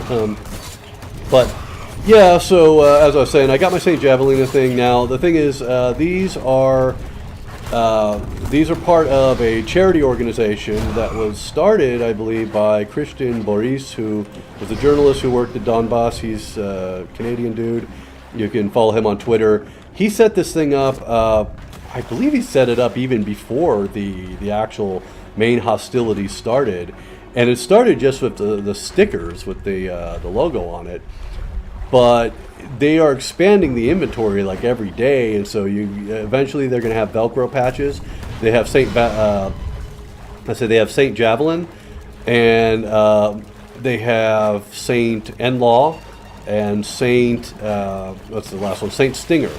So you have the three female icons with these excellent weapons. There's also Saint Bayraktar, although I say the design doesn't look quite as cool. It is funny though. It has a Bayraktar and a missile hitting a bunch of stickmen, and it says "Welcome to hell, suka blyat," because every gamer, even if you don't know any Russian, they all know suka blyat. And so yeah, it's It's you just go to stjavelin.com. They got all the stuff there. 100% of the proceeds will go to the charities helping mostly children and combat vets with PTSD. And also what they have there, I want to say, there's stickers, there's T-shirts, just all kinds of stuff, all kinds of swag, and some of it quite stylish. And also right now, I mean, let's be honest, it's in the news. A lot of people who just weren't really thinking of it before. I'm trying to remember where I'm supposed to go. I think I'm on the wrong gear there. Yeah. A lot of people just weren't thinking of this stuff. Now it's like a hot topic, so wear your St. Javelin shirt, and people will be like, "Oh, what's that?" And you have a conversation starter, which is very important in these days when we still have things like lockdowns and it's horrible, non-existent social life. I mean, so that's kind of how I feel. So I definitely I enjoyed those conversation starting fashion accessories. Okay, now I know what we gotta do. We gotta get on this gear here. There we go. Here, this is a long level, actually. Oh, Jesus. I should have used my walk key.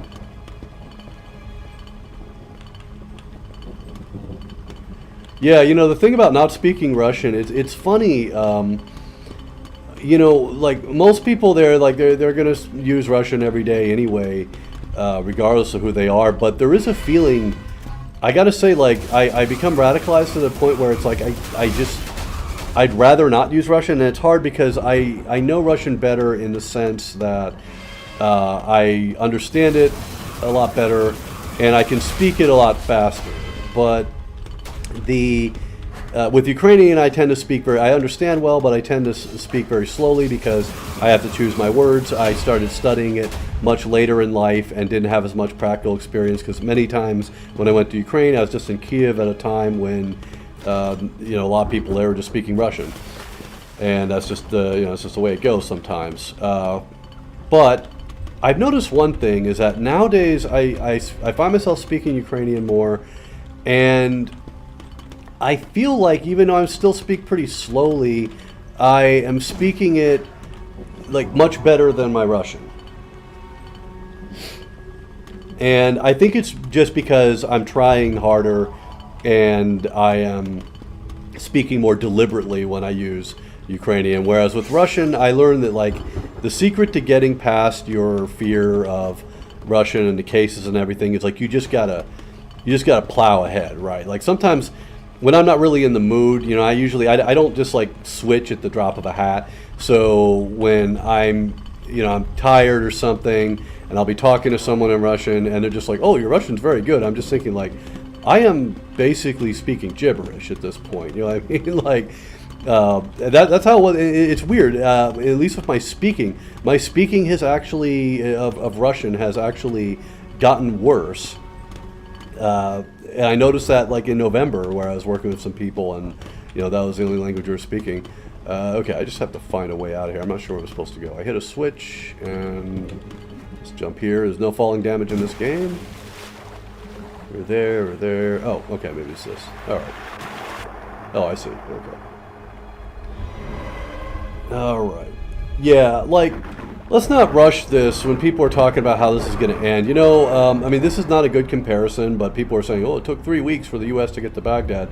And I think that was one of these people, one of these so-called leftist contrarians, basically coping because their paymaster's army is getting humiliated, right? And so they were saying, like, it's still early, and the U.S. took 3 weeks to secure Baghdad. But here's the thing: the U.S. was operating, or I should say, the coalition was operating on a much better plan and doctrine. Like they didn't just want to rush into Baghdad as fast as they could. Also, there's a big difference in the distance they had to travel because Kiev is quite close to the borders with Belarus and Russia. I used to make the trip down to Kiev from Moscow, which is further away, by train, and it's not like an express train or something. It takes 12 hours, but it's a very straightforward overnight trip, right? Like you get on, a train leaves usually like sometime after 9, and then you wake up in the middle of the night because the Russian border guards are checking everybody, and then the train inexplicably moves for like 20 minutes, and then the Ukrainian border guards come on, they check everybody. And I never understood, like, when the train is moving after the Russian border guards, or if you're going the other way after Ukrainian border guards, like, what country are you in? Like, there seems to be a large distance, or a long distance between these two border posts where someone could just, like, I don't know, jump out the window and you know, infiltrate either country. I don't know. Okay, we are lost yet again. Now, people are saying, why are we saying it's the end of Putin? It's just because, for one thing, people all over the world, in Russia, but also like world leaders and everything, they are starting to wake up to the reality of this guy. They realize, like, he's not going to be a normal leader. He's not going to be a normal leader. He is not going to change. You cannot reason with him. He is basically insane, okay? And so, because here's the thing about Putin. Putin is not strong. Putin has always been very weak. The problem is that he's good at suckering people. He's good at suckering people who, people who always assume good faith, and that's people like maybe George W. Bush, Barack Obama, even Joe Biden. And he's also very good at manipulating people who, you know, have big egos that he can stroke, and that would be your, like, Donald Trump and maybe Macron. I don't know. But the thing is, this is over now. You know, this is over. I mean, you got to understand. There's a lot of politicians, especially right-wing politicians in Europe, who are literally financed by Putin, and they have spoken out against it. I mean, I would, you know, these are horrible people, but like Marine Le Pen in France, apparently, like, even she spoke out against this, and her party was actually, you know, funded by them at some point. So, yeah. Another one, Miloš Zeman of Czech Republic. He was known to be a very pro-Putin politician in that country, and then he's pissed and he's backing sanctions. Did I just fell into a pit? Slow the latest. Splat. So, yeah, I mean, no, the one thing is maybe Putin holds out long enough to the point where he just dies of natural causes. Who knows?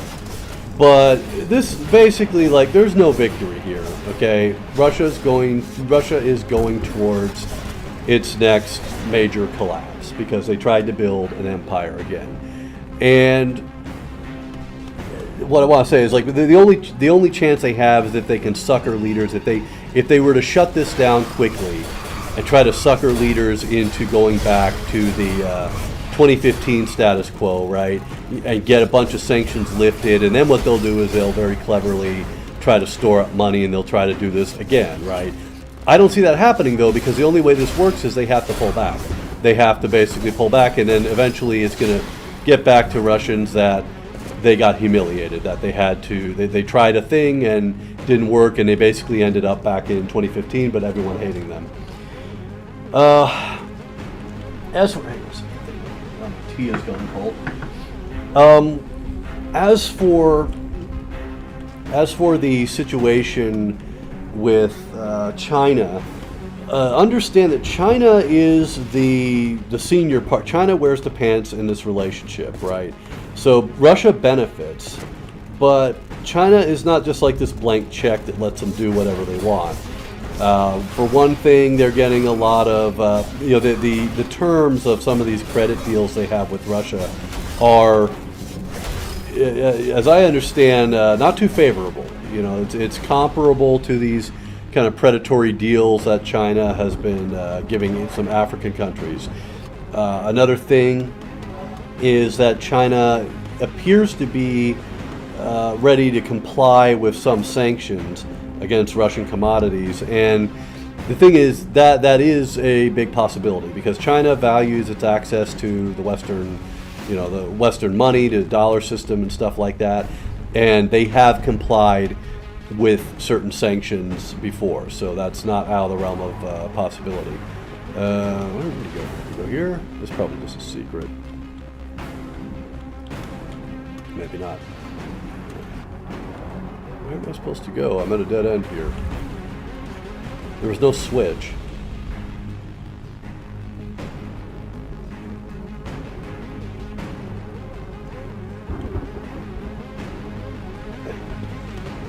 Yeah, my tea, this is It's late, so it's chamomile tea, and it's totally cold now. So I should put get a hot plate over here or something. Or what I have is an electronic tea kettle.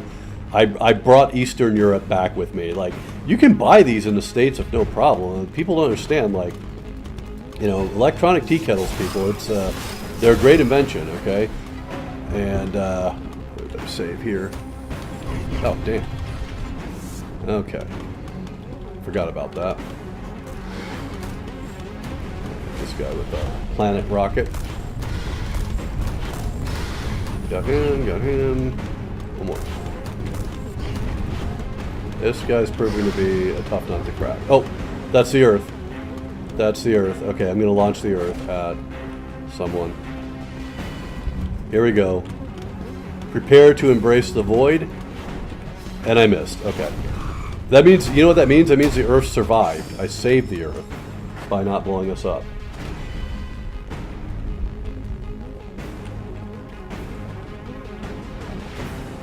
Yeah, actually, that's a good point. You know, that's a good point you made there about the you know, China and Taiwan. Is that China? You know, they can look at this and they can get an idea of what's going to happen if they try to invade Taiwan. And that's why one thing I was a bit concerned about is that the way Biden was handling Russia since the start of his administration was, I'm sorry, but like very weak, right? And I know that part of the motivation is this whole pivot to China. It wasn't, you know, it's not just Trump and the Republicans who hate China. Like, this is the new big thing is got to oppose China, right? And I thought, okay, how are you going to convince China not to mess with Taiwan if you're going to basically, you know, leave Ukraine out to dry, right? It makes no sense. Oh, okay, that's where we go. Thank God. I'm gonna save just in case. I'm not sure that's the exit. It is. Okay, that's lucky.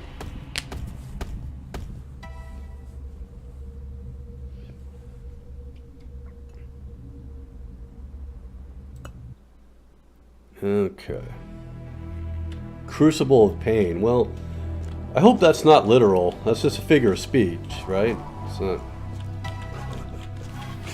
It's just what the locals call it as a joke, right? Oh, no, maybe not. Okay. No. Okay. I think I meant to jump over them. Okay, do I start with nothing? Okay. Not a big deal, I'll just get this stuff. I think I'm supposed to activate something before trying to go through there. They don't look like they're at jumping height, and I think... No, I can't. Can't duck under them. I'm gonna load a game here. Yeah.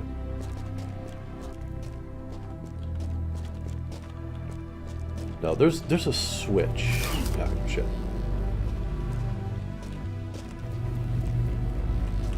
Maybe there's no switch. Alright. Yeah, basically, you know, like you're pointing out, like, one reason why you need stuff like NATO and why you do need to intervene like this is because there are, you know, a lot of countries out there are, you know, dictatorships or authoritarian, or they put more of their money into the military than anything. And, you know, the thing is that the more countries get away with invading stuff, what happens is it says to these dictators that, yeah, like, roll the dice, you can get away with this. You can get away with this because other countries, you know, let's say this other country is not in, thanks Anonymous, you know, this other country is not in an alliance or, you know, anything like that. And so, oh, I hate these guys. I hate these guys so much. They come up to you and they do that. Okay, now we can fight them here. That's better. If you keep them at distance, they're alright, but they get close to you and they will seriously mess you up. Okay, I'm not even gonna deal with these guys. Give me my... See how quickly that destroys them? Much better. Yeah, I was gonna say, you know, sanctioning China is tough, you know, because, see, China's smart. They integrated themselves into the world economy. Right? Russia, you know, Putin's idea is that We have gas. That's it. You know, that's all we need. We have the gas, we have the oil, we have the resources. They will... No, this doesn't sound good. I'm in the Hall of Spikes. There's this laser dude there.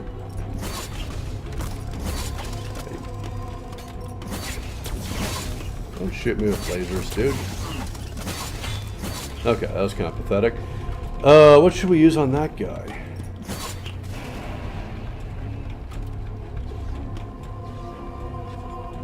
Oh God.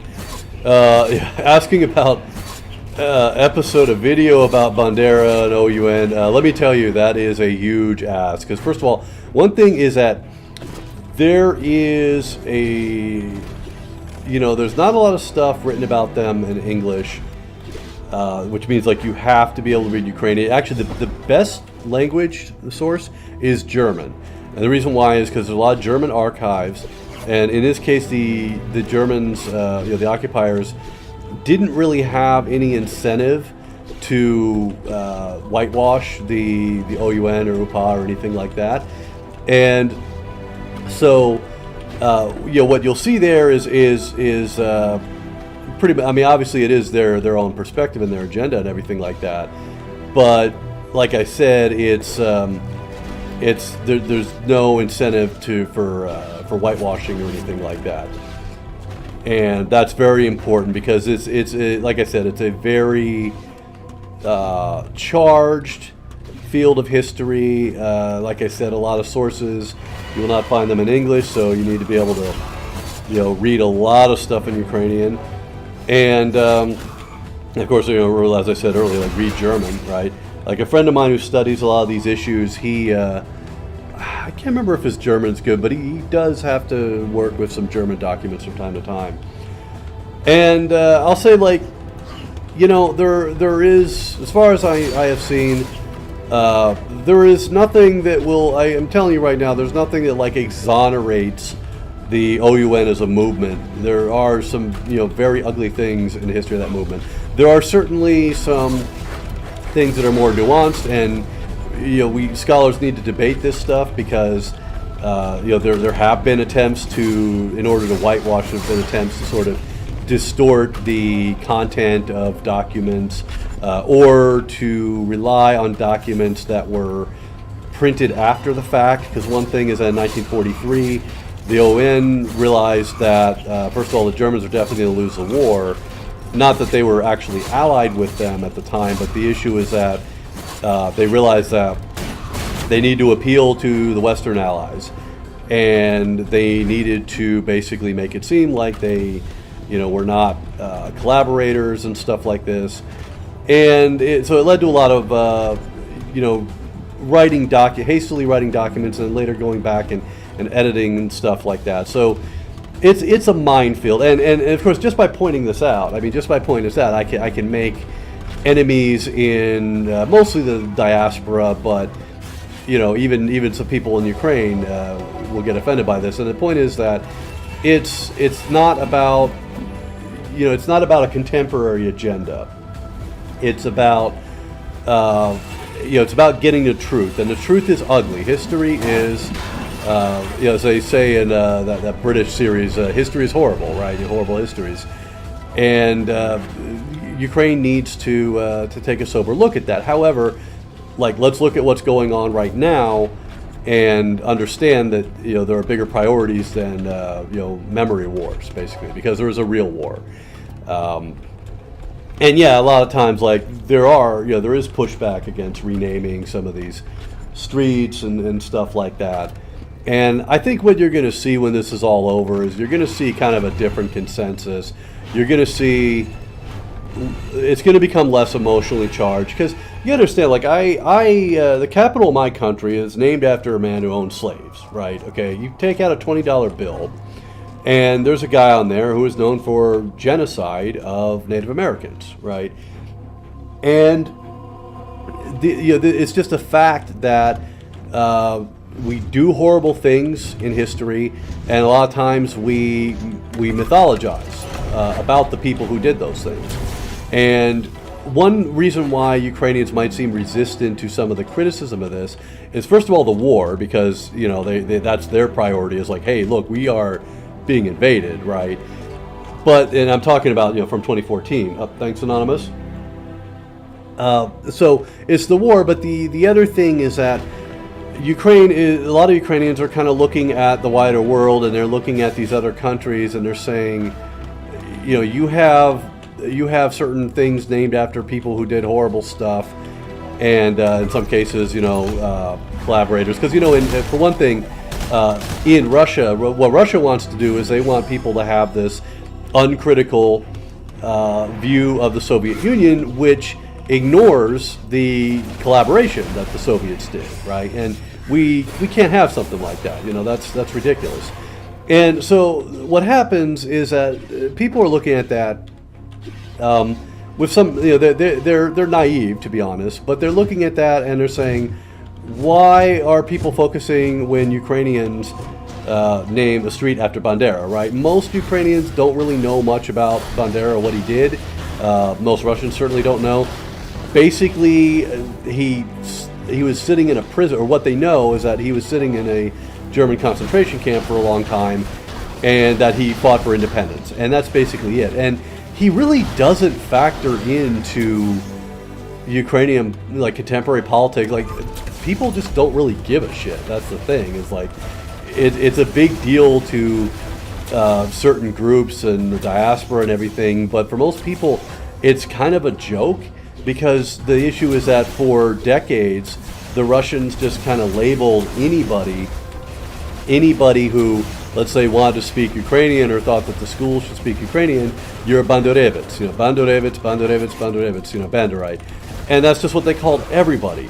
And that's exactly what they were doing in, that's what they were doing in, in 2014, for example, right? So there's this whole thing that where a lot of people are just kind of rolling their eyes at that, and it just becomes a source of amusement. Now should it? Probably not. People ought to take it more seriously. But like I said, there's been a lot of progress in issues like this before this latest thing happened. There's a new exhibit at Babi Yar, which is much better than anything the Soviets had and what was there before, and of course, what happened was Babi Yar got hit by a missile today, apparently, thanks to the Russians. So that's what they call denazifying Ukraine, is apparently destroying a very important Jewish memorial. It's just that's life in Russian fantasy land, basically. So. Yeah, someone's mentioned that burn out the Banderite scum. On my old blog, I used to collect crazy Russian book covers, mostly from these novels called Popadanyets. If you don't know what Popadanyets means, I know some people know this. In Japan, they call this like isekai or something. Popadanyets is what you call the genre in Russian. And it's basically like, some guy wakes up in the body of someone in 1941, right before the German invasion, but he's got like a cell phone, and also he knows history really well, so he knows what the Germans are going to do. And it's but some of that's the Popadanyets genre. But I was talking about there are ones that are like basically Fat Fest about Ukraine, where it's like Novorossiya has an air force, and there's something like that. And there's ones that have like, what if Spetsnaz landed on Maidan in 2014 before Yanukovych left, and everyone on Maidan, you see like a Russian guy and he's like killing this ridiculous sort of Azov looking guy. Like, this is before Azov was even a thing. And it's just really insane stuff. Haven't seen some of those covers in a long time. But it's kind of like, in Russia, it's sort of like a pulp fiction genre. I'm trying to figure out where the hell I'm supposed to go here, because Something is clearly wrong. I need to get higher. We've already been there. That doesn't matter.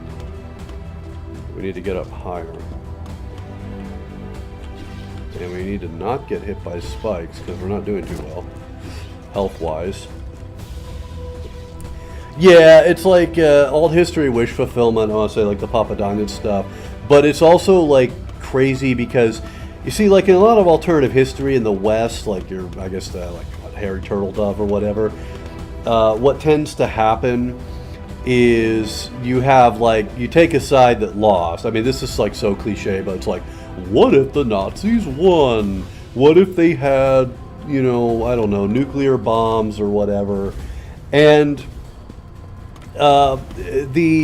it's different with some of the Russian genre because they will take a battle, a historical battle that Russia won, okay, and then they will basically give Russia like it could be some like battle of the Napoleonic era, but they give the Russians like Mi-24 gunships, and so then they then they just basically slaughter the enemy that they actually beat in real life. They just beat them harder, right? Because that's more of a turn on, I guess.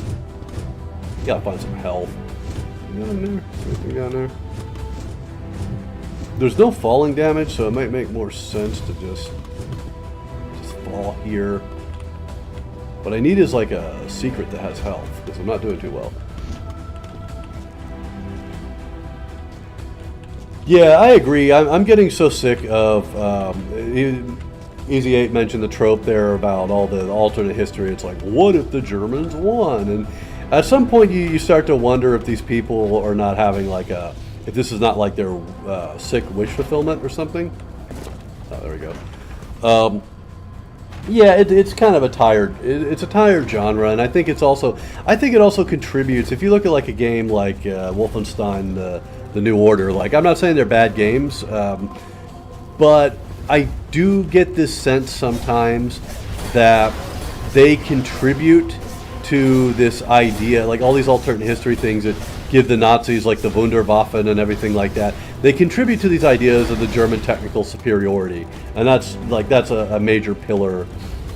It's a major pillar of Wehrabouism, for example. And you know, like in Wolfenstein: The New Order, the plot is that they got this technology from like some ancient Jewish thing, but still, at the end of the day, it's like, well, they learn how to use it and they make their giant robots and stuff like that, and it just everyone who works in this genre, they're always trying to make. I feel like they're always trying to make the Nazis look cool with the, you know, advanced futuristic uniforms and laser cannons or whatever they give them in this particular thing. But yeah, it just gets old, you know. Like, I'll tell you this, after the Wehrabou video, I get a lot of comments from angry Wehrabous mostly, who are always saying stuff like, you know, are you saying, okay, maybe I will say they're Wehrabous, they're not always, but there's a lot of people who just don't pay attention, and they say stuff like, so you're saying that if someone takes an interest in the Wehrmacht, it means they're a Wehrabou? And it's like, dude, 3 times in this video, I specifically say, no. Like, it doesn't make you that, right? But the same thing with the alternate history thing. It's like, look, if any of you are in the middle of a novel right now, and that's the plot of it, like, don't let me discourage you. Keep working on it. You'll figure it out. And it doesn't mean, you know, it doesn't make you a Wehrabou or something like that. It's just that, you know, things get old. You know what I mean? I would not write alternate history based on that. Just because I want something new. And I ran into that thing. Sliced. Okay.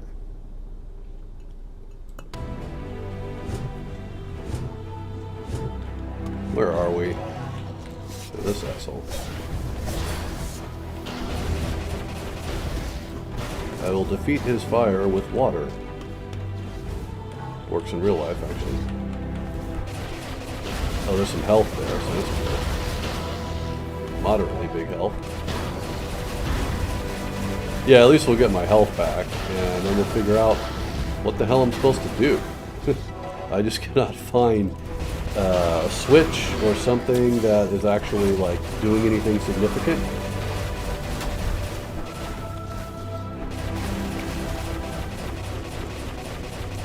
Is Alt History Hub, are you talking about a website, or is that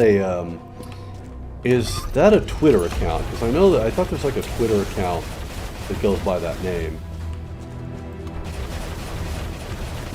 Yeah, I should use a more powerful weapon with these idiots. Alright, I'm trying to remember, where are we supposed to go? 5 more to go, so probably I must have missed a switch in here somewhere.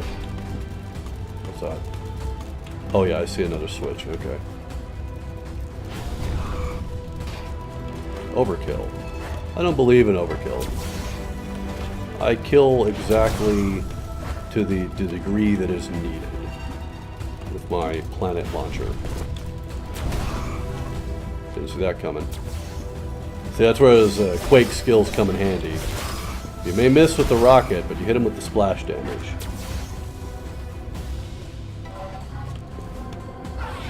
Yeah, I gotta say, when you talk about incompetent Nazis, so any of you see these videos? You see these videos from, what's it called, Patriot Front or whatever. So some Antifa guys basically leaked a bunch of info. They just totally took over this server of this right-wing group called Patriot Front.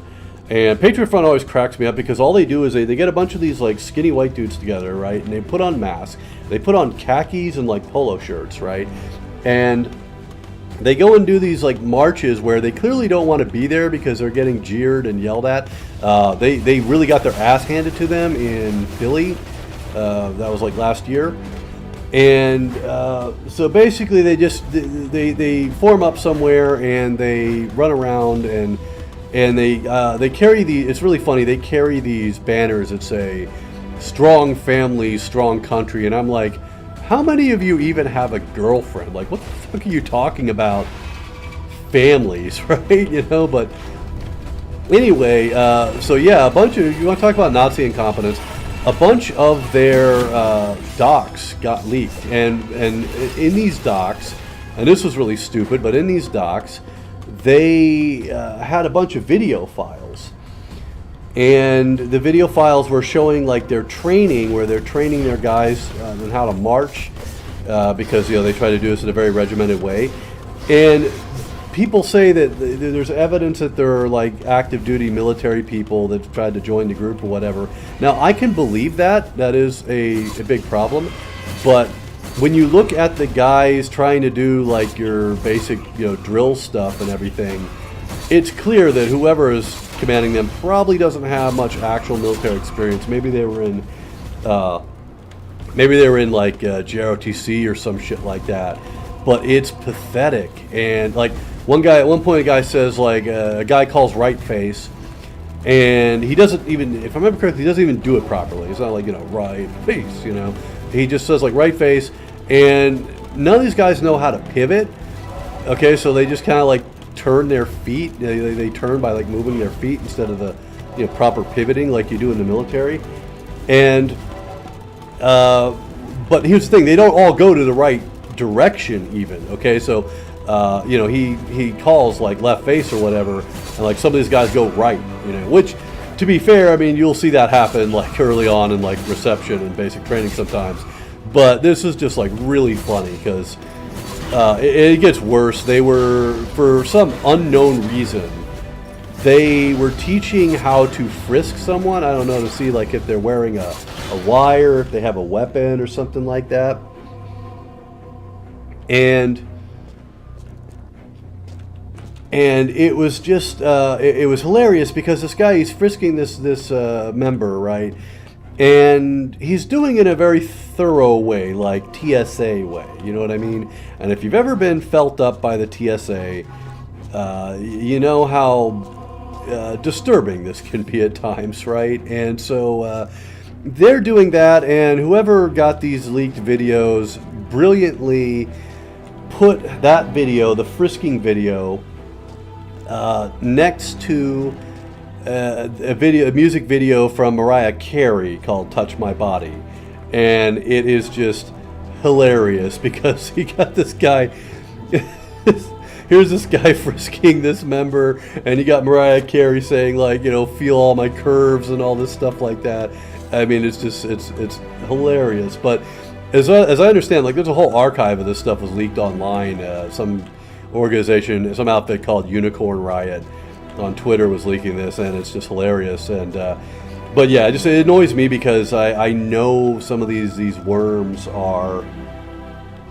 I know some of these worms are lurking in my area because they put up these little stickers, and it's so funny because it's so easy to just, you know, scratch them off or put other things over them or whatever, but they keep doing it. And where do we gotta go? I need to get back upstairs. I need to be on top of that pipe there, but okay, we went to the gold door, right? And we need to go up at least one of these. Ow. Okay, apparently you can take a hit from that. Yeah, I hate the TSA. You know, anytime I'm not in the States, with some exceptions, but when I'm not in the States and I'm flying somewhere, it's great because, you know, oftentimes, you know, you don't have to take your shoes off. And, you know, I've never had like any kind of body search. You know, frisking. Never had that happen in like a foreign airport. Whereas one time, I think it was the last time I went to Ukraine, like I go through the body scanner and I cleaned out literally everything in my pockets and everything. And this guy is like, yeah, I'm seeing something by your crotch on the body scan. And it's like, well, yeah, okay, I could make an easy joke here, but I'm not going to do it because I have class. Okay, but you know what they do is they do this thing like they say, like, okay, I am now going to use the back of my hand to check and see if you are carrying explosives, you know, in your underwear or whatever. And yeah, it's just ridiculous. If you're not from the States, count yourself lucky that you don't have the TSA. What I often find really funny about the TSA, by the way, is how you saw how people got about masks and vaccines, and yet the same people, like, there's never any of this anger and rage about the TSA. I mean, people grumble and they complain, but they still are willing to just basically get molested by federal government employees, and they don't, you know, really seriously push for any change. And it's just insane to me, you know. I think some people, you know, because it's like it's connected with terrorism, right? Like I want to be safe when I get on a plane. I don't want no terrorists to kill me. I'm so important, and so people will just they'll go along with it, you know. Dominant class here will go along with that because it's like, well, I don't want, you know, if I heard that if you get killed by one of those Muslims, like you go straight to hell. Well, not hell, but like you go to like the discount heaven, and I don't want that to happen. So, you know, I'll let the TSA agent do that to me.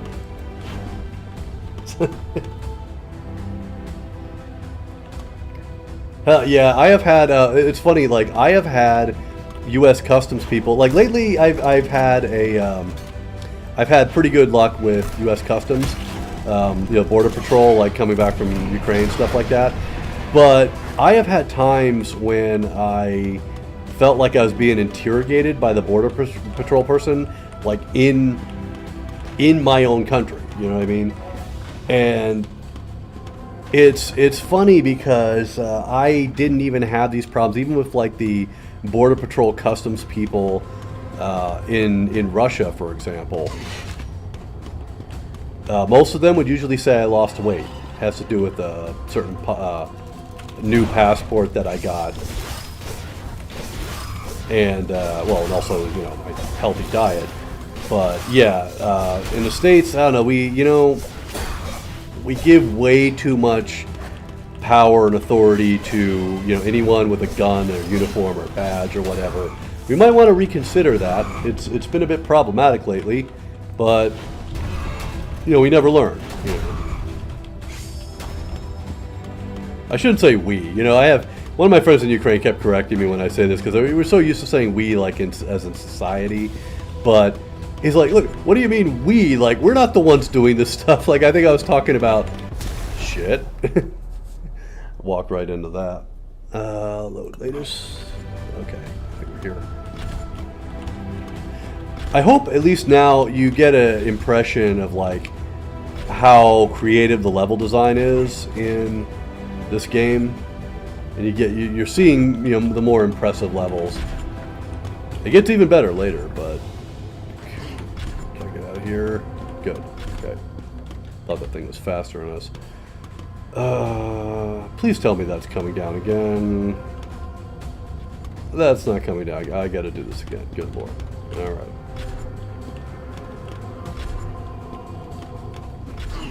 Ow, ow, ow. Crap. I should just reload. Cooked. Okay. Follow that. There we go. We'll just get it right now. Okay. Okay. We have 2 more planets to destroy. Orange mana is for your... yeah, in case this is confusing, so... this uses green mana. Basically, your green mana stuff, like shoots green, or greenish stuff. You got the 2 weapons, the trident and the staff, the Azure staff, uses blue mana. And orange mana, oh Jesus. How the heck, wait, did I save at the top of that? No, I didn't. Okay. Okay, I guess that's one problem of having like the Quake-like controls is that, you know, it is, how you say, you know, you're very fast. And I hate that. That's not always a good thing. Okay, let's get back here. This is weak, but it homes in on him, which is important. Okay, let's just save up here. Yeah, about that Florida thing, like, I know it sounds odd, but in Florida, from what I hear, there's a good reason for that announcement. So I'll cut them some slack there. I've heard things.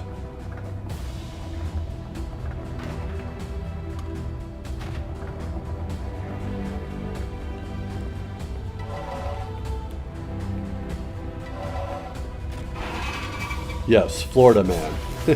There's a fun trick you can do sometimes. What you do is you type in your birth date, and like in Google, you type in your birth date, and then you type in Florida man, and then you see like the first news headline that comes up, and like see what Florida man did on your birthday.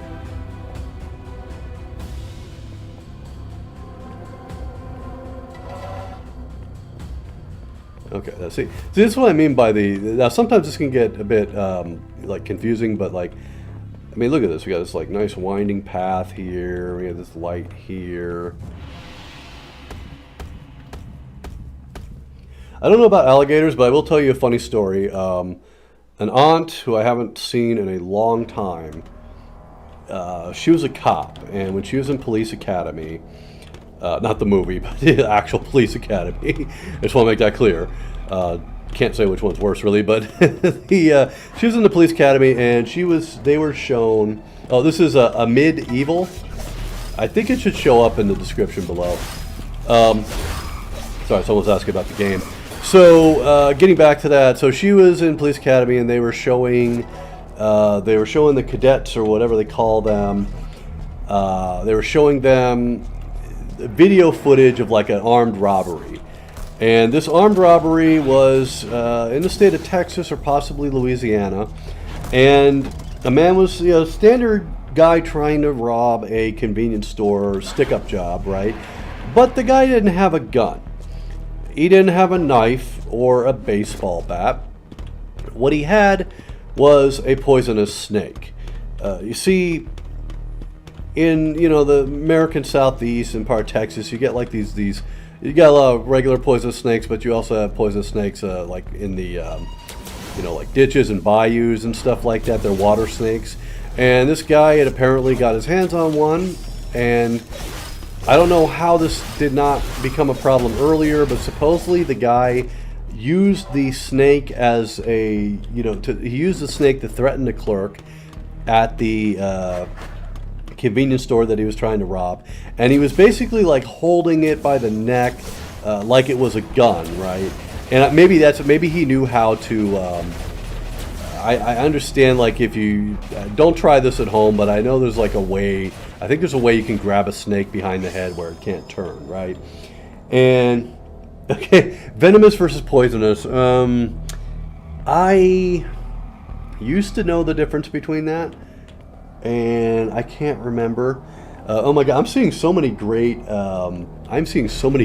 comments about Florida Man cases. I want to address them later. But yeah, copperhead is one that you'd see in Texas, and it could have been a copperhead. So the guy is holding it like a gun, and obviously at some point, I guess, it's struggling or whatever, and obviously to the snake, it's this man who is the biggest threat, right? So the snake, it basically. Okay, that's the difference. Okay, important thing.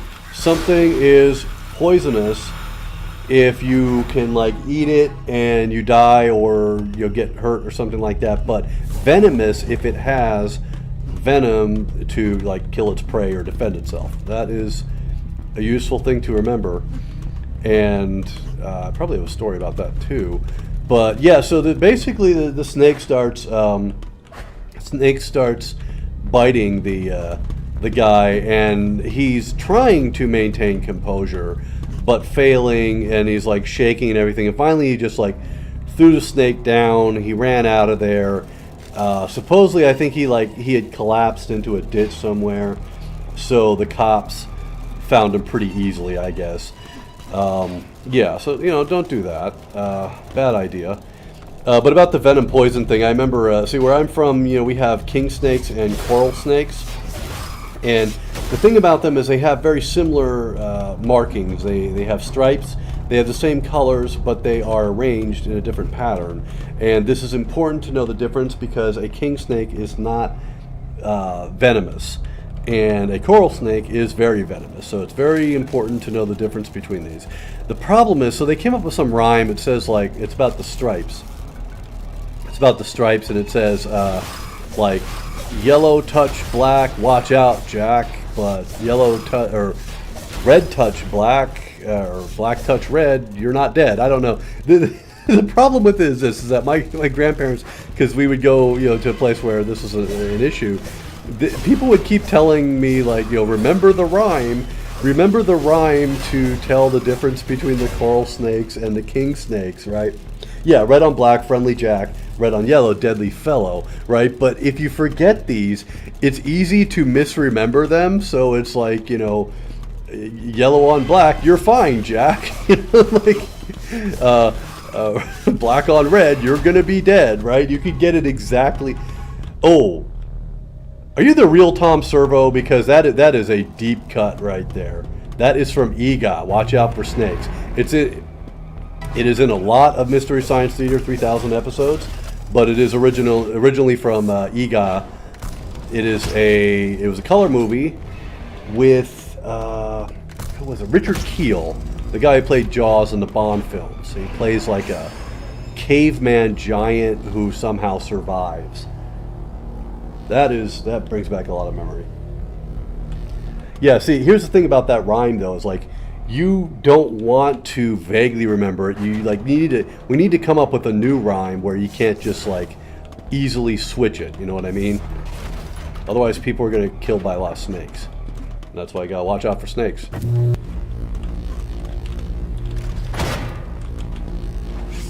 Yeah, I'll say another one of my favorite Mystery Science Theater 3000 episodes was Mitchell.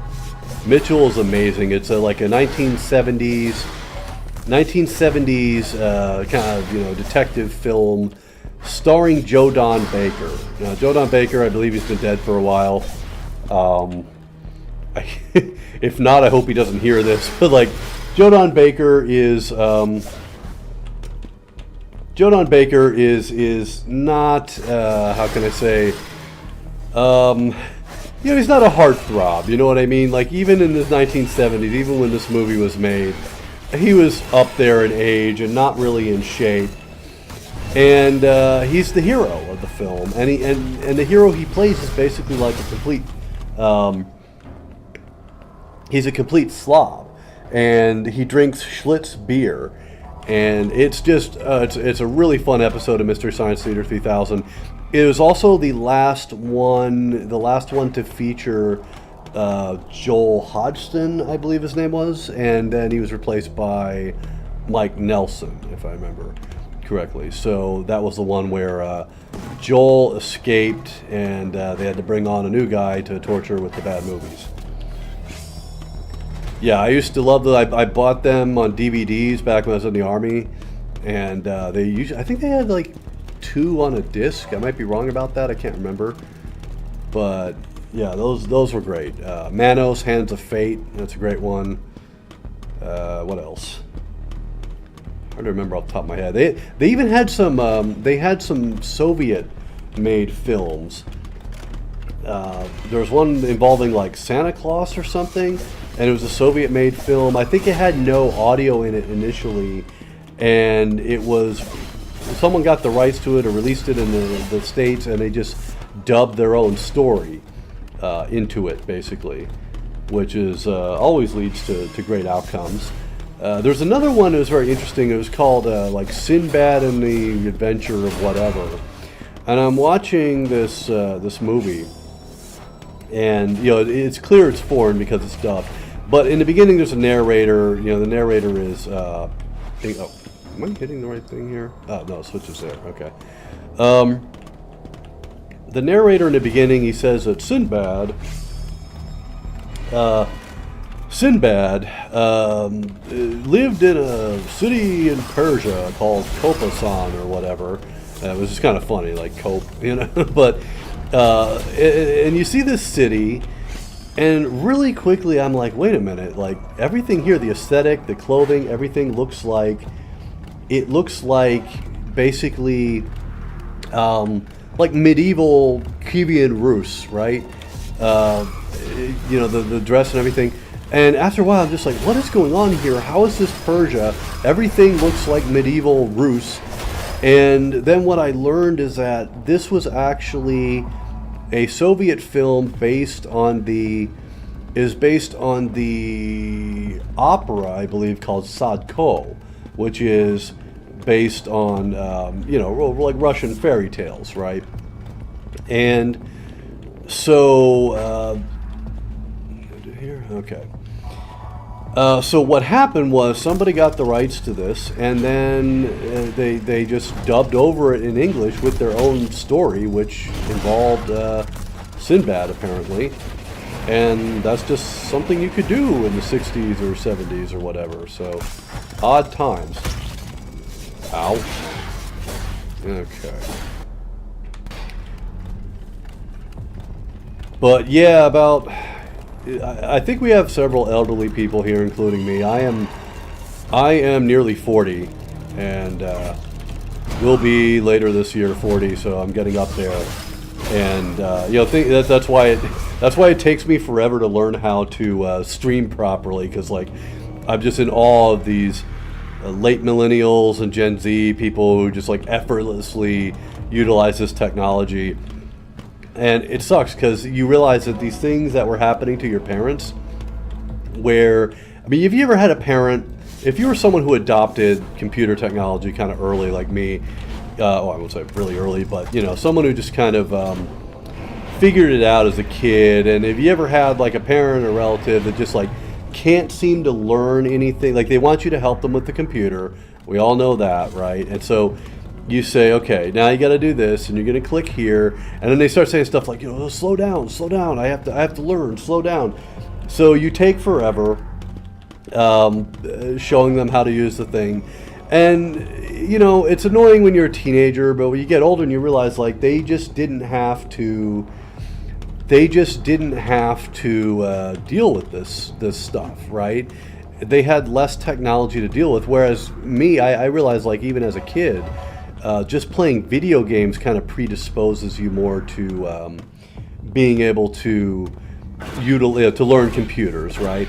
And the thing is, it's gonna happen to us, though. It's already happening. I mean, I love smartphones, absolutely love them. I love my phone, but honestly, I probably use about 25% of the capability, and I don't even use the phone. I hate talking to people on the phone now. So really, like, my phone is more like a Twitter. It's a Twitter and internet lookup, and let's say like Uber, and the last and really an e-reader. That's what I use it for the most. Nice Simpsons reference there and pun.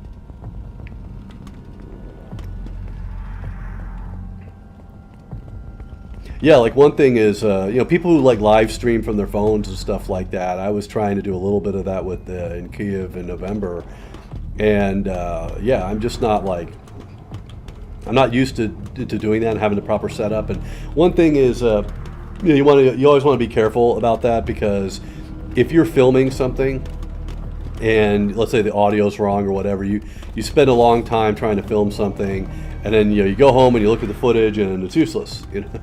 Yeah, I get to say that. I can ask people if they're winning. I think I have to go here. Maybe it doesn't matter. That's crazy shit. Yeah, no, this game, it looks really simplistic at first, and as you go through the levels, you end up encountering like more complex stuff like this, and you see like how much you can, how much you can get out of the level design here. Okay, we need to get closer to that. We have to probably, yeah. So I got a time to jump. I gotta make sure I can make the distance, because this is all very confusing. There we go.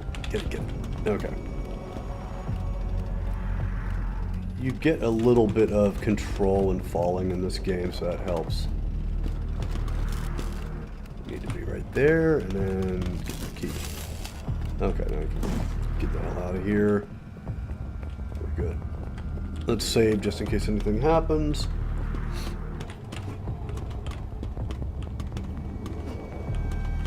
Jed Kozak, yeah, that's a good one. Beat up on the new conscripts, right?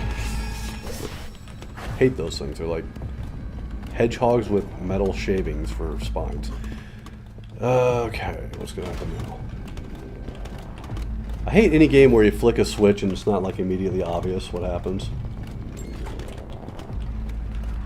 Yeah, I'm not sure I'd say that about that, just because, like a lot of early FPSs did not have jump buttons.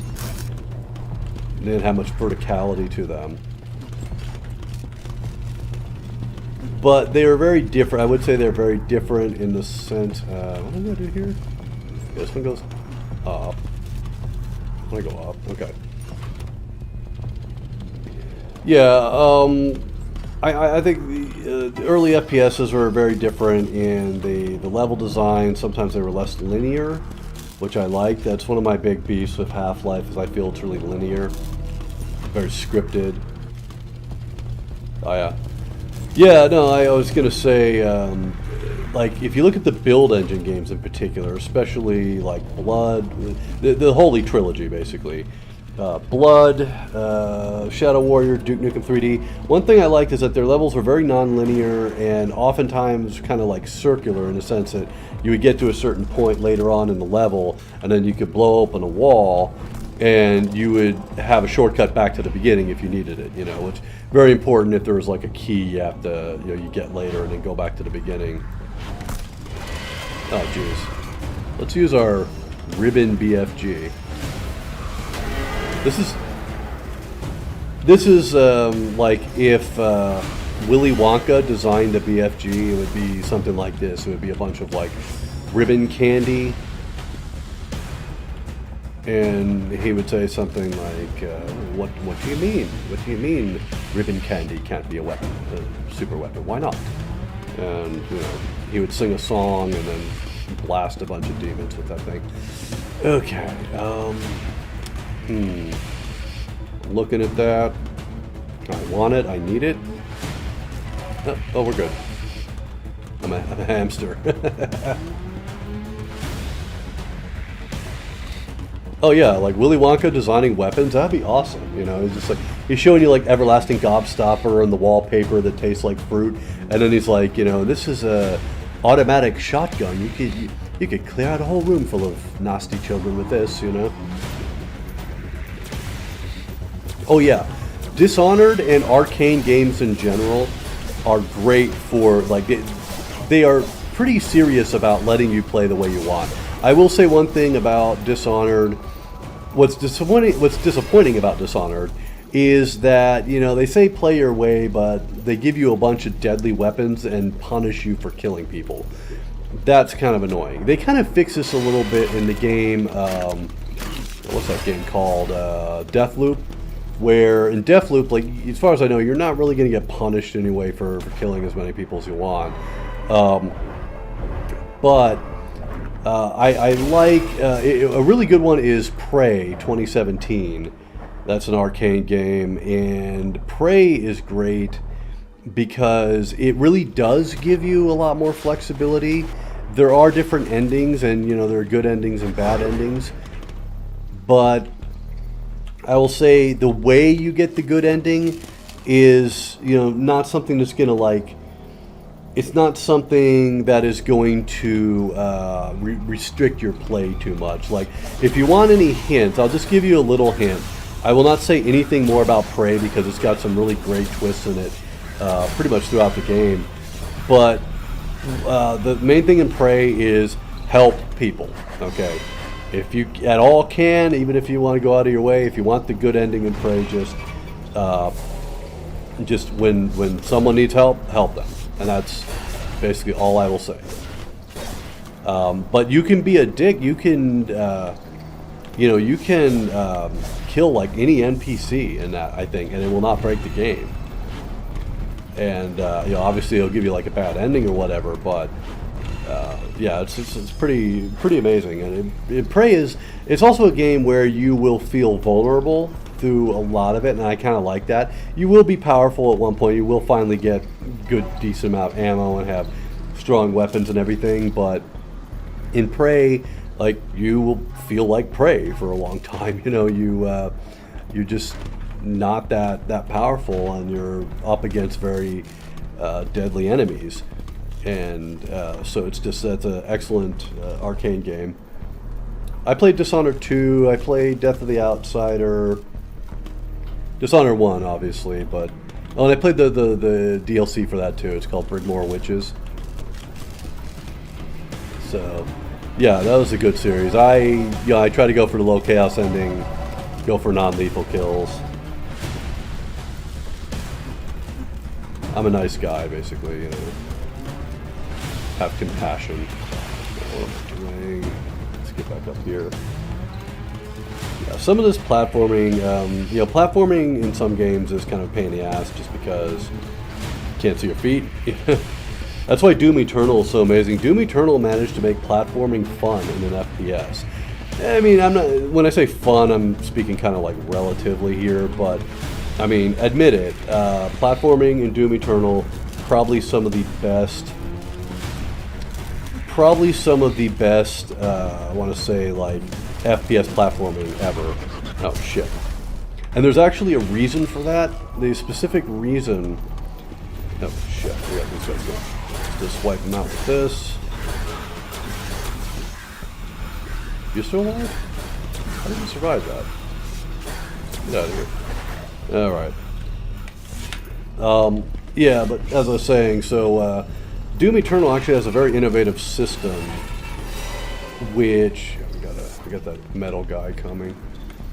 There's an innovative system of platforming in Doom Eternal whereby it's basically forgiving when, like, let's say you're moving to the edge of a platform, right? Like Doom Eternal, if you're in a certain distance from the edge of a platform, the game will just sort of register you as being on that platform, even if your feet are actually not. And so what it means is just basically like a high tolerance system, right? So you don't need to perfectly, hit the platform because every platform kind of has a little bit of an invisible edge to it you don't see. So yeah, very useful. We need these. We do need these. Shit. Yeah, let's just miss all of them. Good. Oh, speaking of Doom Eternal, you know, the soundtrack to this is done by that was it Andrew Hulshult or whatever, and he so he did the whole soundtrack for this. He did the soundtrack for Doom Eternal: The Ancient Gods Part 1. I don't know if he did it for the Ancient Gods Part 2. But he definitely did it for this, and it's really good. You know, a lot of people say they like the music in Dusk, and I was never really impressed by it. But this I love.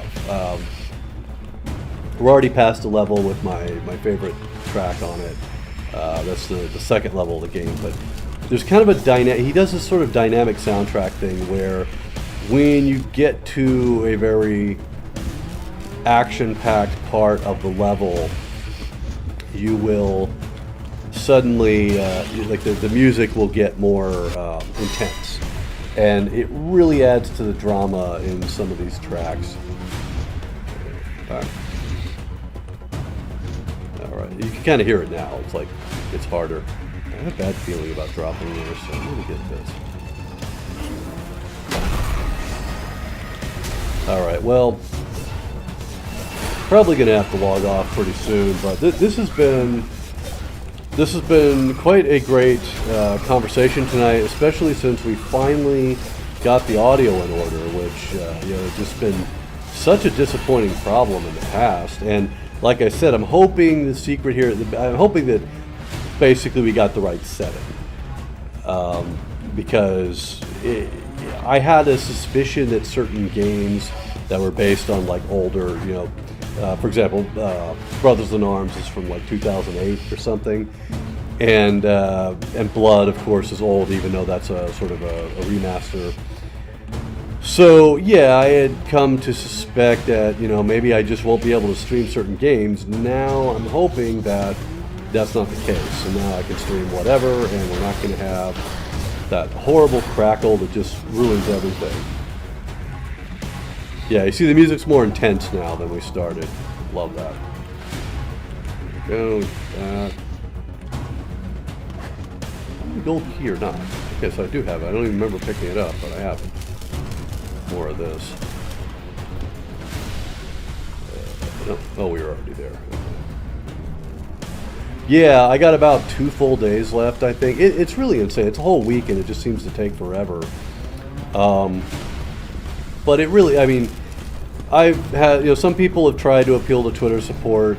I've sent the so-called offended tweet. I put it on my Patreon page, which of course you should definitely support, just to show like how absurd this is. You know, what the type of things that they're getting away with. And I'll tell you one thing: for those of you like me dunking on the contrarians and the, you know, red-brown leftists and stuff like that,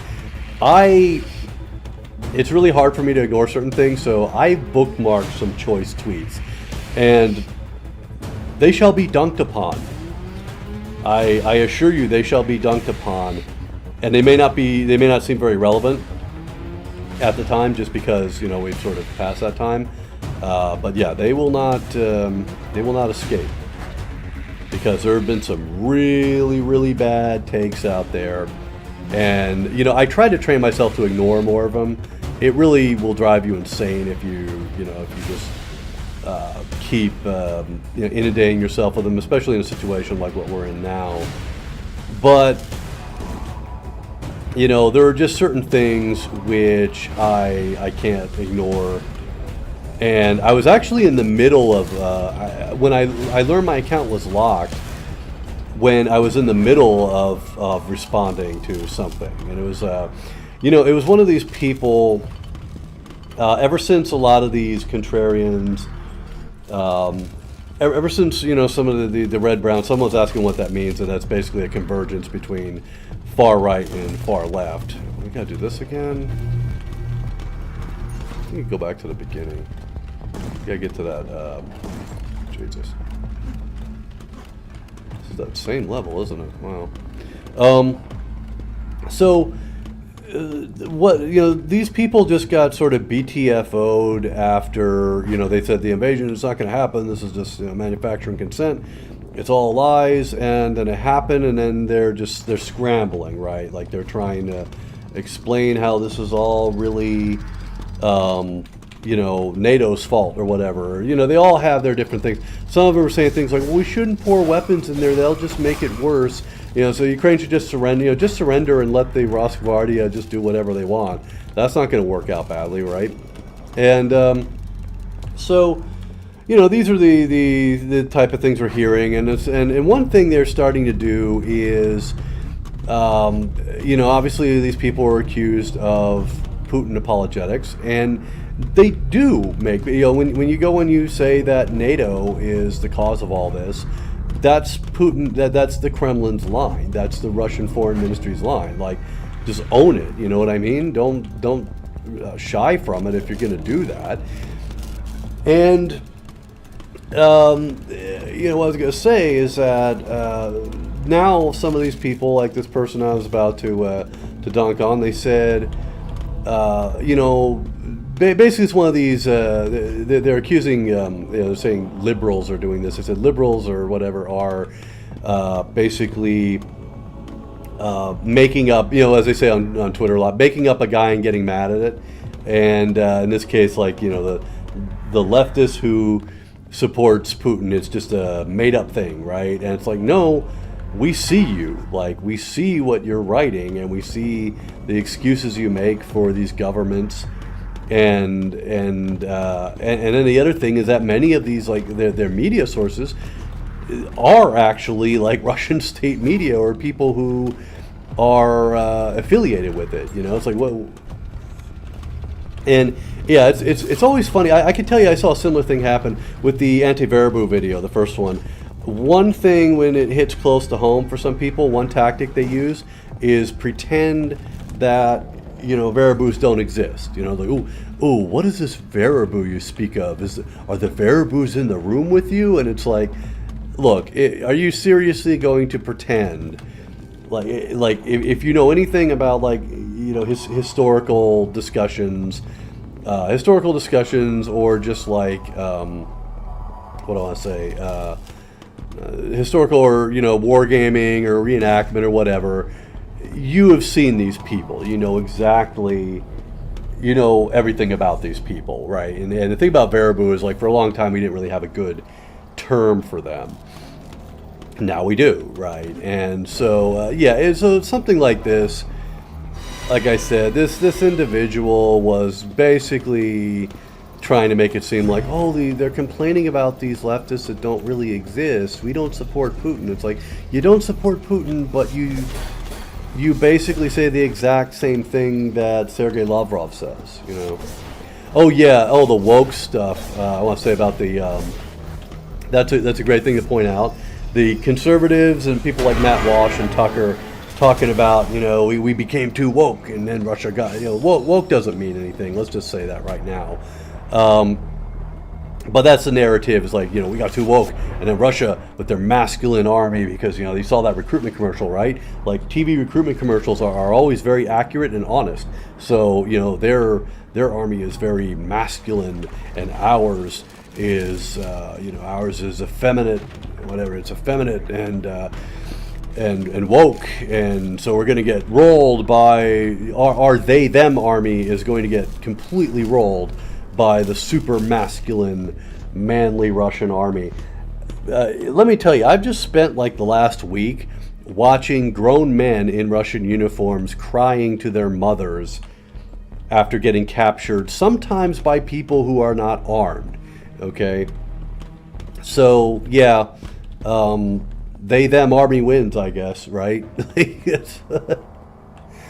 All right, but that's the reality of stuff. This whole crisis of masculinity stuff, I'll tell you right now, it is a scam. It is a grift. Like, pretty much, like I said before, like, most of our economy is like grifting now. And the whole Jordan Peterson stuff and all this stuff, it's literally just a grift. It's very effective because you've probably heard, you probably heard women complain about how like Madison Avenue plays on female insecurity about looks and stuff like that. And I'm not saying that's not a real thing. It certainly is. But what I would say is that the way they play upon men's fears is, I won't say like more insidious, but it's more effective.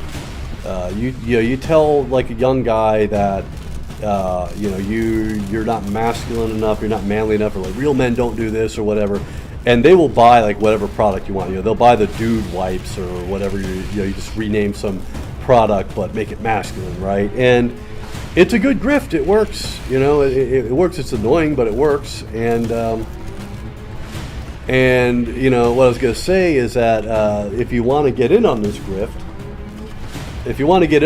all you do is you get yourself a Twitter account, get yourself grow a beard, and smoke a cigar, because apparently in like conservative land they see cigars as like tough and manly for some reason. Have you ever? I saw this like discussion show on Daily Wire, and they had a bunch of these guys together. I think Ben Shapiro was there too, and all these guys who are just kind of like nerdy wieners are just sitting around this table, smoking cigars, and I think they must think they look like, I don't know, gangsters or something like that. And so you need to smoke a cigar. But here's what you do. Here's the tactics, right? You go on Twitter, or let's say you're going to work. You're riding the metro. You're riding the bus, right? And you go and you see, let's say, a guy is wearing, let's say he's wearing a V-neck sweater. Okay, he's wearing a V-neck sweater, right? So you go on Twitter and you say, saw a quote unquote man wearing a V-neck sweater. Like, what is that to show your cleavage, buddy? Like men should never wear a V-neck sweater, right? And that's your tweet, right? And you could actually do it. Jordan Peterson would probably back this up. You'd be like, there was a time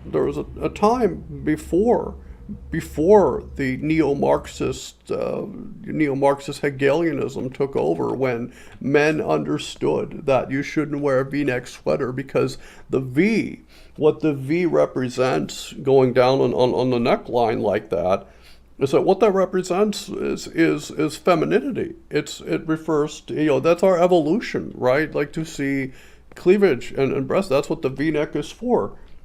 And if men wear those and they learn that's normal, then I don't know what we can do. I think our society is going to become much more violent. Thank you. I have not done the Jordan Peterson impression in a long time. The trick is you need to sound like you're on the verge of tears at all times. This is when you look at the Jungian archetype of what a man should be, he should basically just sound like an angry guy complaining to a manager about how I'm not, how they ran out of dude wipes, and I need some sort of antibacterial thing to wipe with, but if it's feminine, it's simply an insult. It's an insult to my dignity as a man. No, that's what most people say, is he's Kermit the Frog, right? I mean, Kermit the Frog. But I see him more as like an elderly woman, which makes this more... that's just how I hear him. I hear him more as this like elderly woman, like, But okay, here's the thing. Like, I have never listened. The only time I've ever listened to Joe Rogan was short clips back when he used to talk about MMA before he became like a Nazi or something. And so we're about to hit a boss here. So this boss, you don't beat them by shooting. You have to do something else. So I'll show you. So Jordan Peterson went on the Rogan show wearing a tuxedo. So what we gotta do with this guy, we gotta lure him over to these things and also not get killed by him. Yeah, okay, see what that does, it makes him vulnerable, and then my stuff will actually hurt him. Okay. Yeah, so getting back to Peterson, so like, I just saw a clip of Peterson and Rogan on the show, and like, the fans, like, they talk about this like this is a great meeting of minds, right? You know, this philosopher,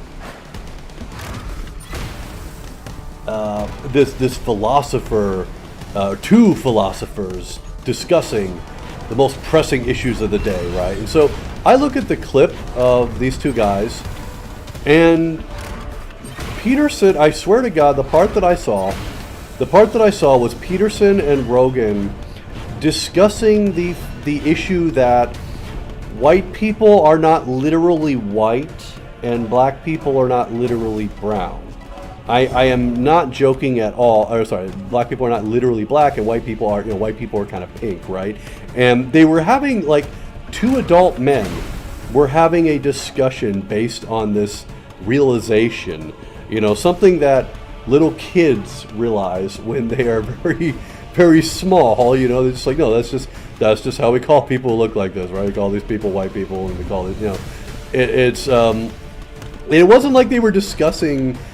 I don't know if they thought they were discussing racism or something like this, but like this ain't it, Chief, like, and it was just weird because it was like just acting like these are great, how you say, like, these great philosophers discussing these pressing issues. It's just like, what the fuck are you talking about, dude? Like, what is the intellectual value of this? And I just don't understand anybody who finds this entertaining. Like Rogan, he had some insightful things to say about MMA just because, well, he watched a shit ton of it. He watched a shit ton of it. And, oh, we back here? Shit. Okay, fuck. We don't have far to go. Always save. There's no autosave in this, unfortunately. I'll jump in this one. Okay. That's the exit up there, so we don't have far to go. Okay. Oh, shit. Probably should have saved that. Best thing to do is let this run out, and then we get more souls, and we can fill up that meter.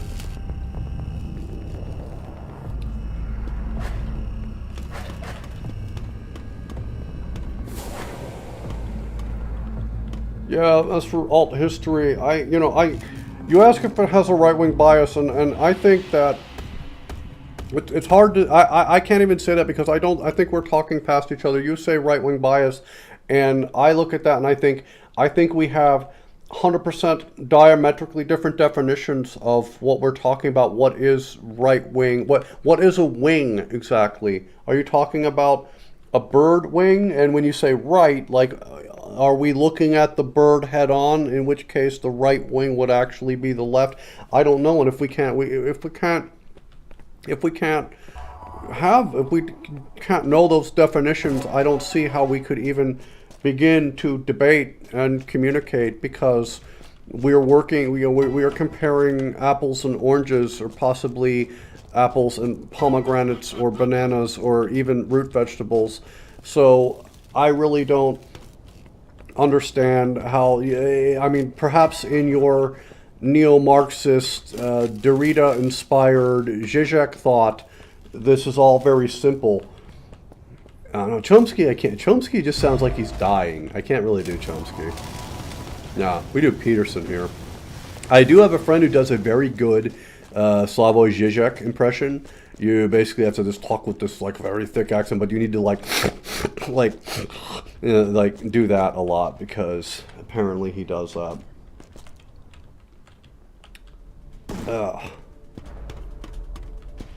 Okay. Oh yeah, we do need these. I wonder. Okay, we can. I'm gonna try to hit this guy with the black hole. I don't have enough souls though. I had them. Oh, there we go. There's the souls. Okay. So our plan: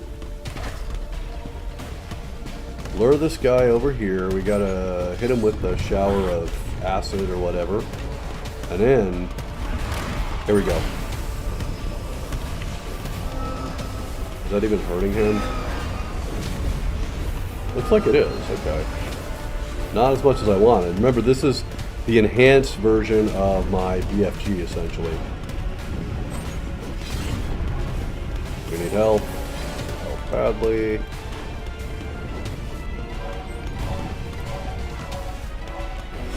that probably... okay. Yeah, Zizek, it's all about that, like, you know, sounding very, like, agitated and, agitated, but also, like, nasally, in distress. I don't mean nasally, I mean, like, nasal distress. whatever you want to define that as. I think there's a secret around here, but shit. Okay, we have cover, at least. Leave me alone. This guy's actually kind of hard to dodge because you think you're getting out of the way, but you're not. I want that one to... Pour acid on him, asshole. Oh, I guess it has to reload. Okay, here we go. Yeah, see, he like twists around in the air, so you think you are avoiding him, but you are also... you're going to get hit because he's going to come down and hit you with the sword. But we're just going to hit him with planets. Shit. Okay, I got to get him to jump on me. There we go. Might have him in this turn. Oh, fuck, I shouldn't have done that.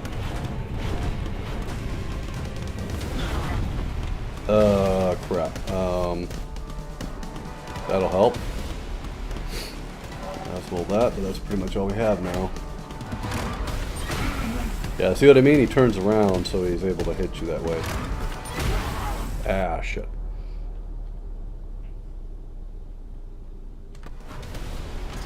Yeah, that's interesting to point out how when they underestimate that, what I would say is that they're doing that on purpose. Because they know that being seen as right-wing is, you know, they want to be like a centrist.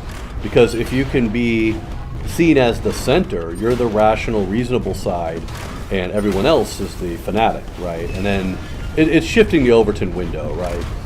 But what I find, you know, I think sometimes, like, it's hard to decide, like, online, it's hard to decide, like, you know, when you're dunking on people, you know, some people might say, like, why do you focus so much on, like, these leftists, you know, and not, you know, the far right, which, of course, I do talk a lot about them. I do, I mean, obviously, I'm making fun of, like, one of their biggest philosophical icons right now. But, see, the problem I have, the big problem I have with, like, the contrarian leftists is, first of all, they inevitably end up sort of working with the right anyway, or basically just sort of legitimizing their ideology. So, like, you can't really side with that left without inevitably ending up, how you say, in one way or another, like, helping the right-wing narrative. But what I was going to say is that far-right figures like Peterson, like Ben Shapiro and stuff like this, they suffer the social consequences of being bigots, basically. Oh, shit. Found a new way to die. Okay. But they suffer the consequences of being bigots, the social consequences, right? Which is that, you know, they're not cool. That's one thing a lot of right-wing people hate, that they'll never be cool. And it seems not fair, but it's like, look, here's the thing. When your whole identity is based around these politics that are in turn based around basically telling entire groups of people that, you know, you suck and I should be allowed to make fun of you without any kind of repercussion, and you're bad if you have a problem with it. You know, that's why these people will never be, like, cool. So there's social consequences. There's social consequences for being an open bigot, right? What I don't like is how, if you learn to, like, clothe things in leftist language and you call yourself anti-war, anti-intervention, or whatever, what happens is you can end up in this state where you don't get called out on this stuff. You can be cool. You can be, you know, you're seen as like a rebel or something, you know, and So these people do not get the social consequences of basically, in many ways, like straight up racism or anti-Semitism.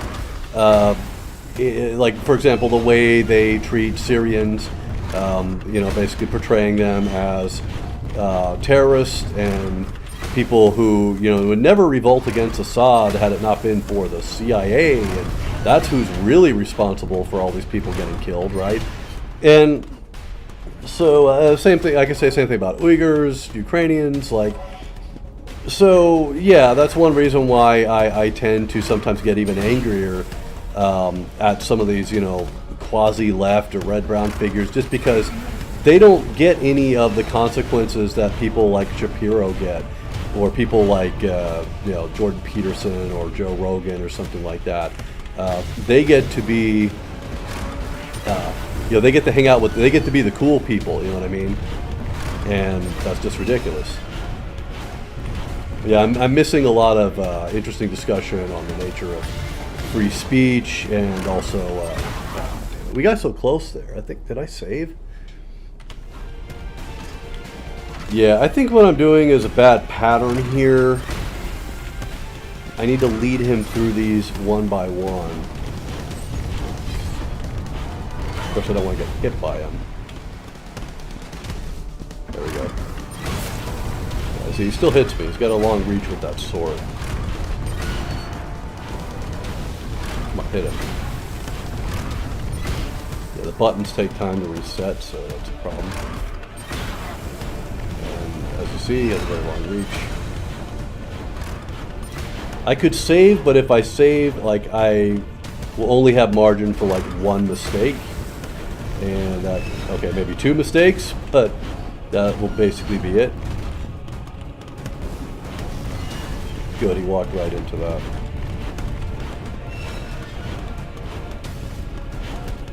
Do I have another one? Shit. Okay, I need to... Damn it. Yeah, Shapiro is a trip.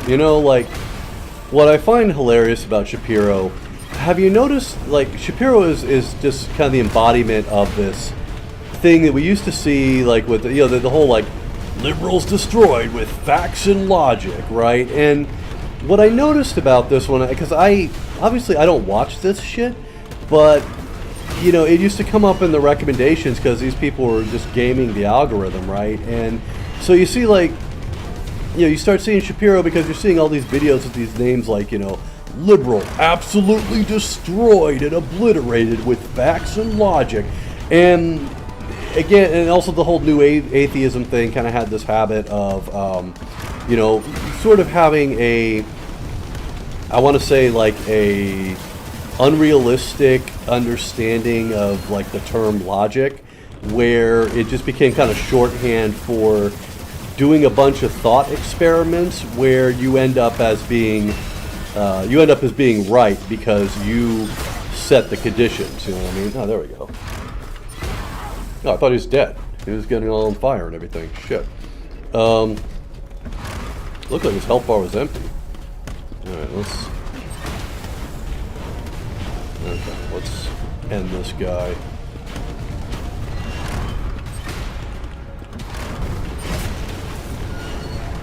Still got hit there.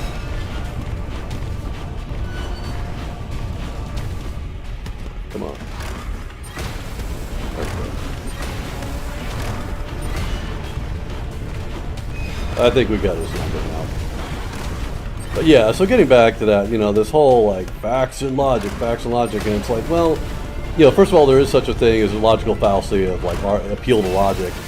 But at the same time, and perhaps more importantly, logic and reason does not necessarily mean, coming up with a thought experiment and saying, okay, what if, let's assume, because what Ben Shapiro likes to say. He likes to say, Ben Shapiro's thing is he says, let's say, and, let's say, for the sake of argument. And he just makes this, he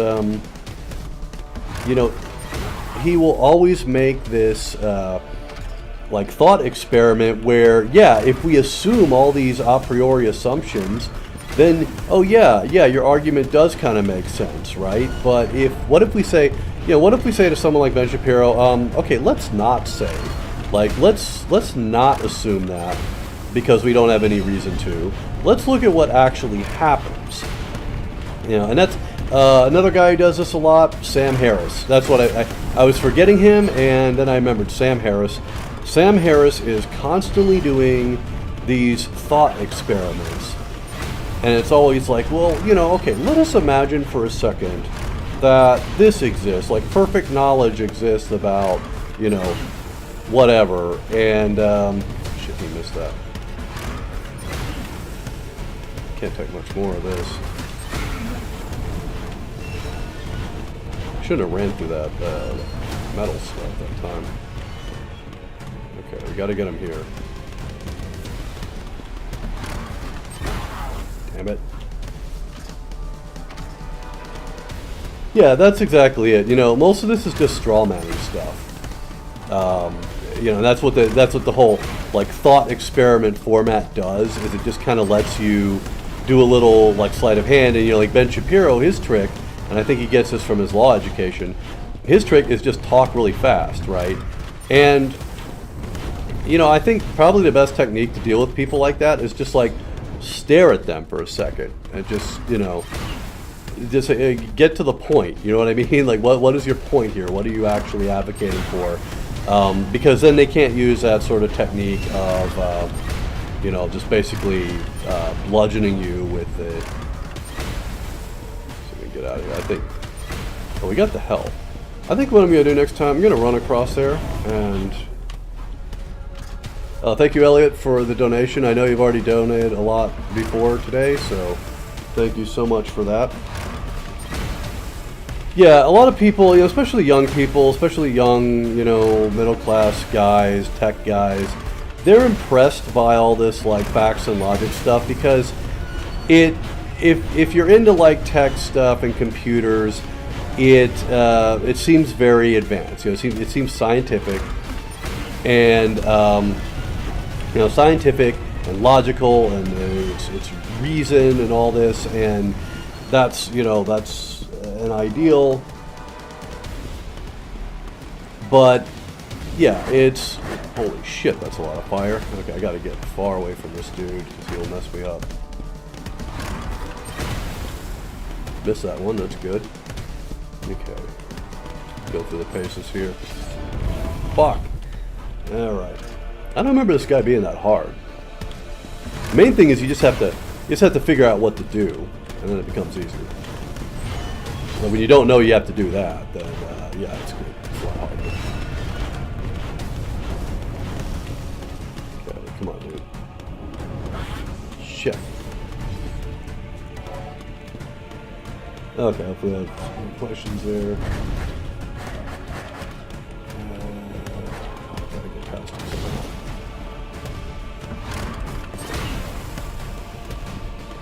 From there. That's extremely dangerous. Walk through this. Thank you.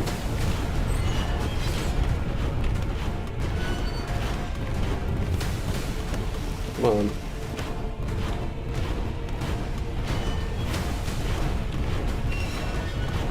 Need to keep him over here because see if he jumps. Yeah. I don't have. Okay, this one. Didn't hit him. Shit. Yeah, if he jumps, I won't. We could try this again. Okay, this is what we'll do. We'll hit him with this. BFG. Fuck. That's a wasted shot.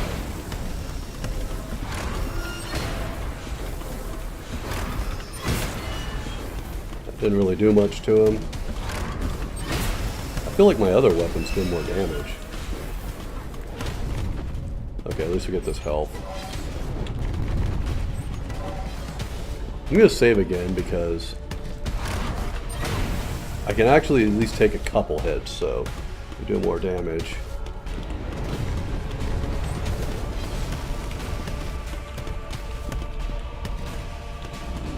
Yeah, the question about the conscripts, that is definitely true.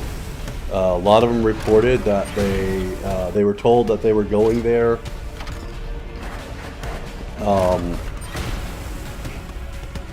They were told that they were going there just for exercises, and basically they had no idea what they were doing until they crossed the border. Basically, hit that. Yeah, so that is very true, and it just shows you the contempt. I mean, these are people. I mean, they're conscripts, right? But here's the thing: you can still buy your way out of the Russian army pretty easily if you're, it doesn't take much, right? Like, people typically they start saving up early for that, right? And then they buy their way out of the army. So, the people who actually do their service, they're doing what they're supposed to be doing, according to the law, right? And look how they're treated by their government. It's it's absolutely awful.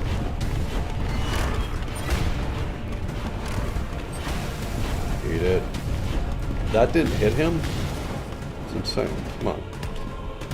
You get back by one of these buttons. Oh, there we go. Good. Hit him with 2.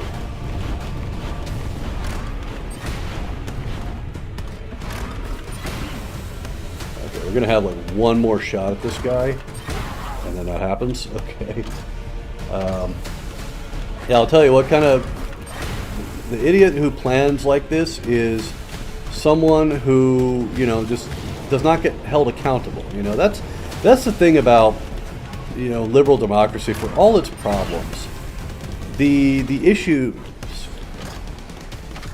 For all liberal democracy's problems, the issue is it's always about accountability. And I'm not saying that we do this well in liberal democracies, like we need more accountability, but there has to be some accountability, And it's always great when you have a system where someone who does a job poorly in politics can be replaced by someone else, or even better, they actually have to be replaced with someone else because of like term limits in the Constitution, right? And when you don't have that, things just get bad. And actually, I would say the extent to which our current system is like not working has a lot to do with a breakdown in that. You know what I mean? A breakdown in, accountability, essentially. Yeah, that's another thing. Like, U.S. intelligence has seriously penetrated, like just all levels of the Kremlin, it seems, and they knew everything, and they still seem to know everything. And Putin knows that he knows there's someone close to him. Or that maybe it's not, it's probably not even one person, which is even scarier. The idea that, it can be actually a lot of different people working against him. And I can guarantee you, he's not going to be too happy about that, and it's just making him more paranoid. But yeah, accountability. And I'll tell you one thing, like I would not call myself an anarchist. Anarchists tend to focus on authority, right? Like hierarchical authority. Me, I look more at accountability because I look at accountability just because it is possible in systems that don't have like official authorities. It's possible for cliques to form. It's possible for just dominant personalities to sort of manipulate people to get their way. And this has happened in anarchist groups. So like my thing is, I'm always thinking, okay, accountability. Like how can we get rid of someone or get someone out of power when they repeatedly fuck up and it costs people lives or something like that, right? So, hell, I hit the button.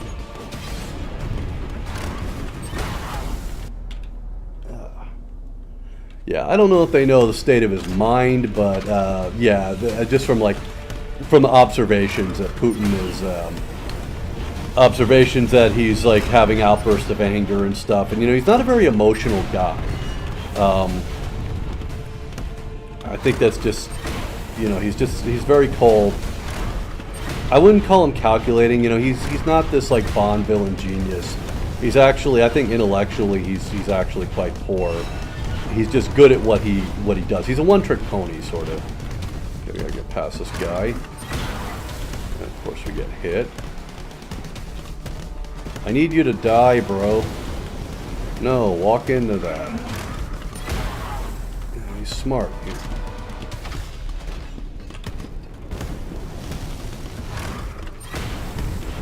I want to hit him with that. Yeah, no, we're killing this guy one way or another.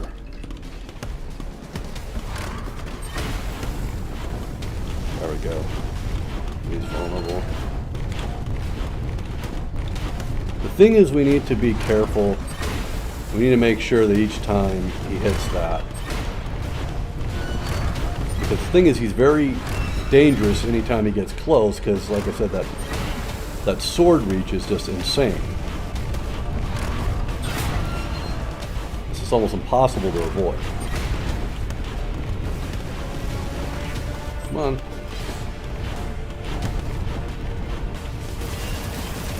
It just sucks how like my weapons are just very ineffective against this guy.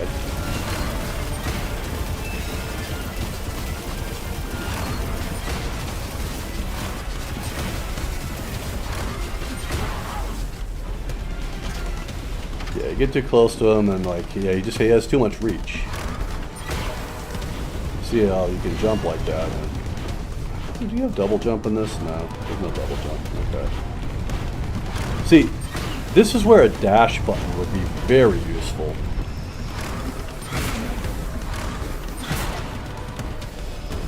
Just got hit more from that.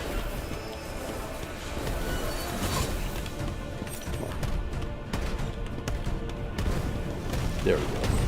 Oh, there we go. All right. Jeez, took a long time.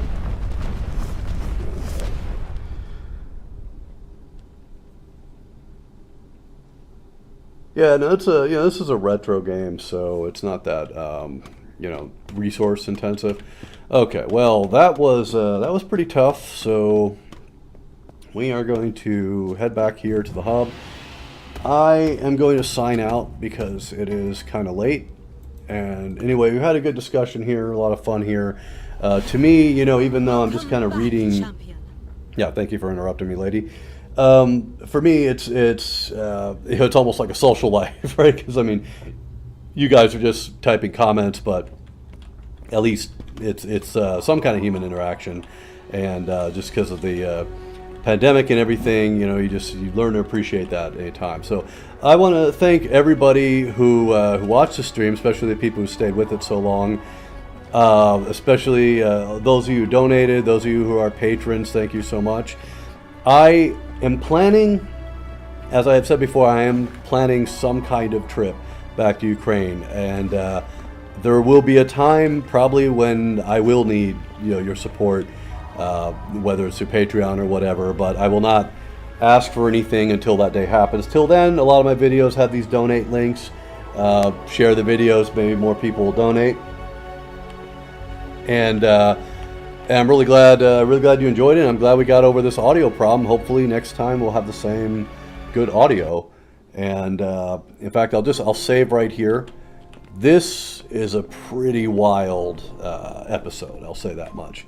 Maybe we'll pick up from this one next. All right. Well, everyone have a good night. Thank you for everybody who donated once more. And Slava Ukraini.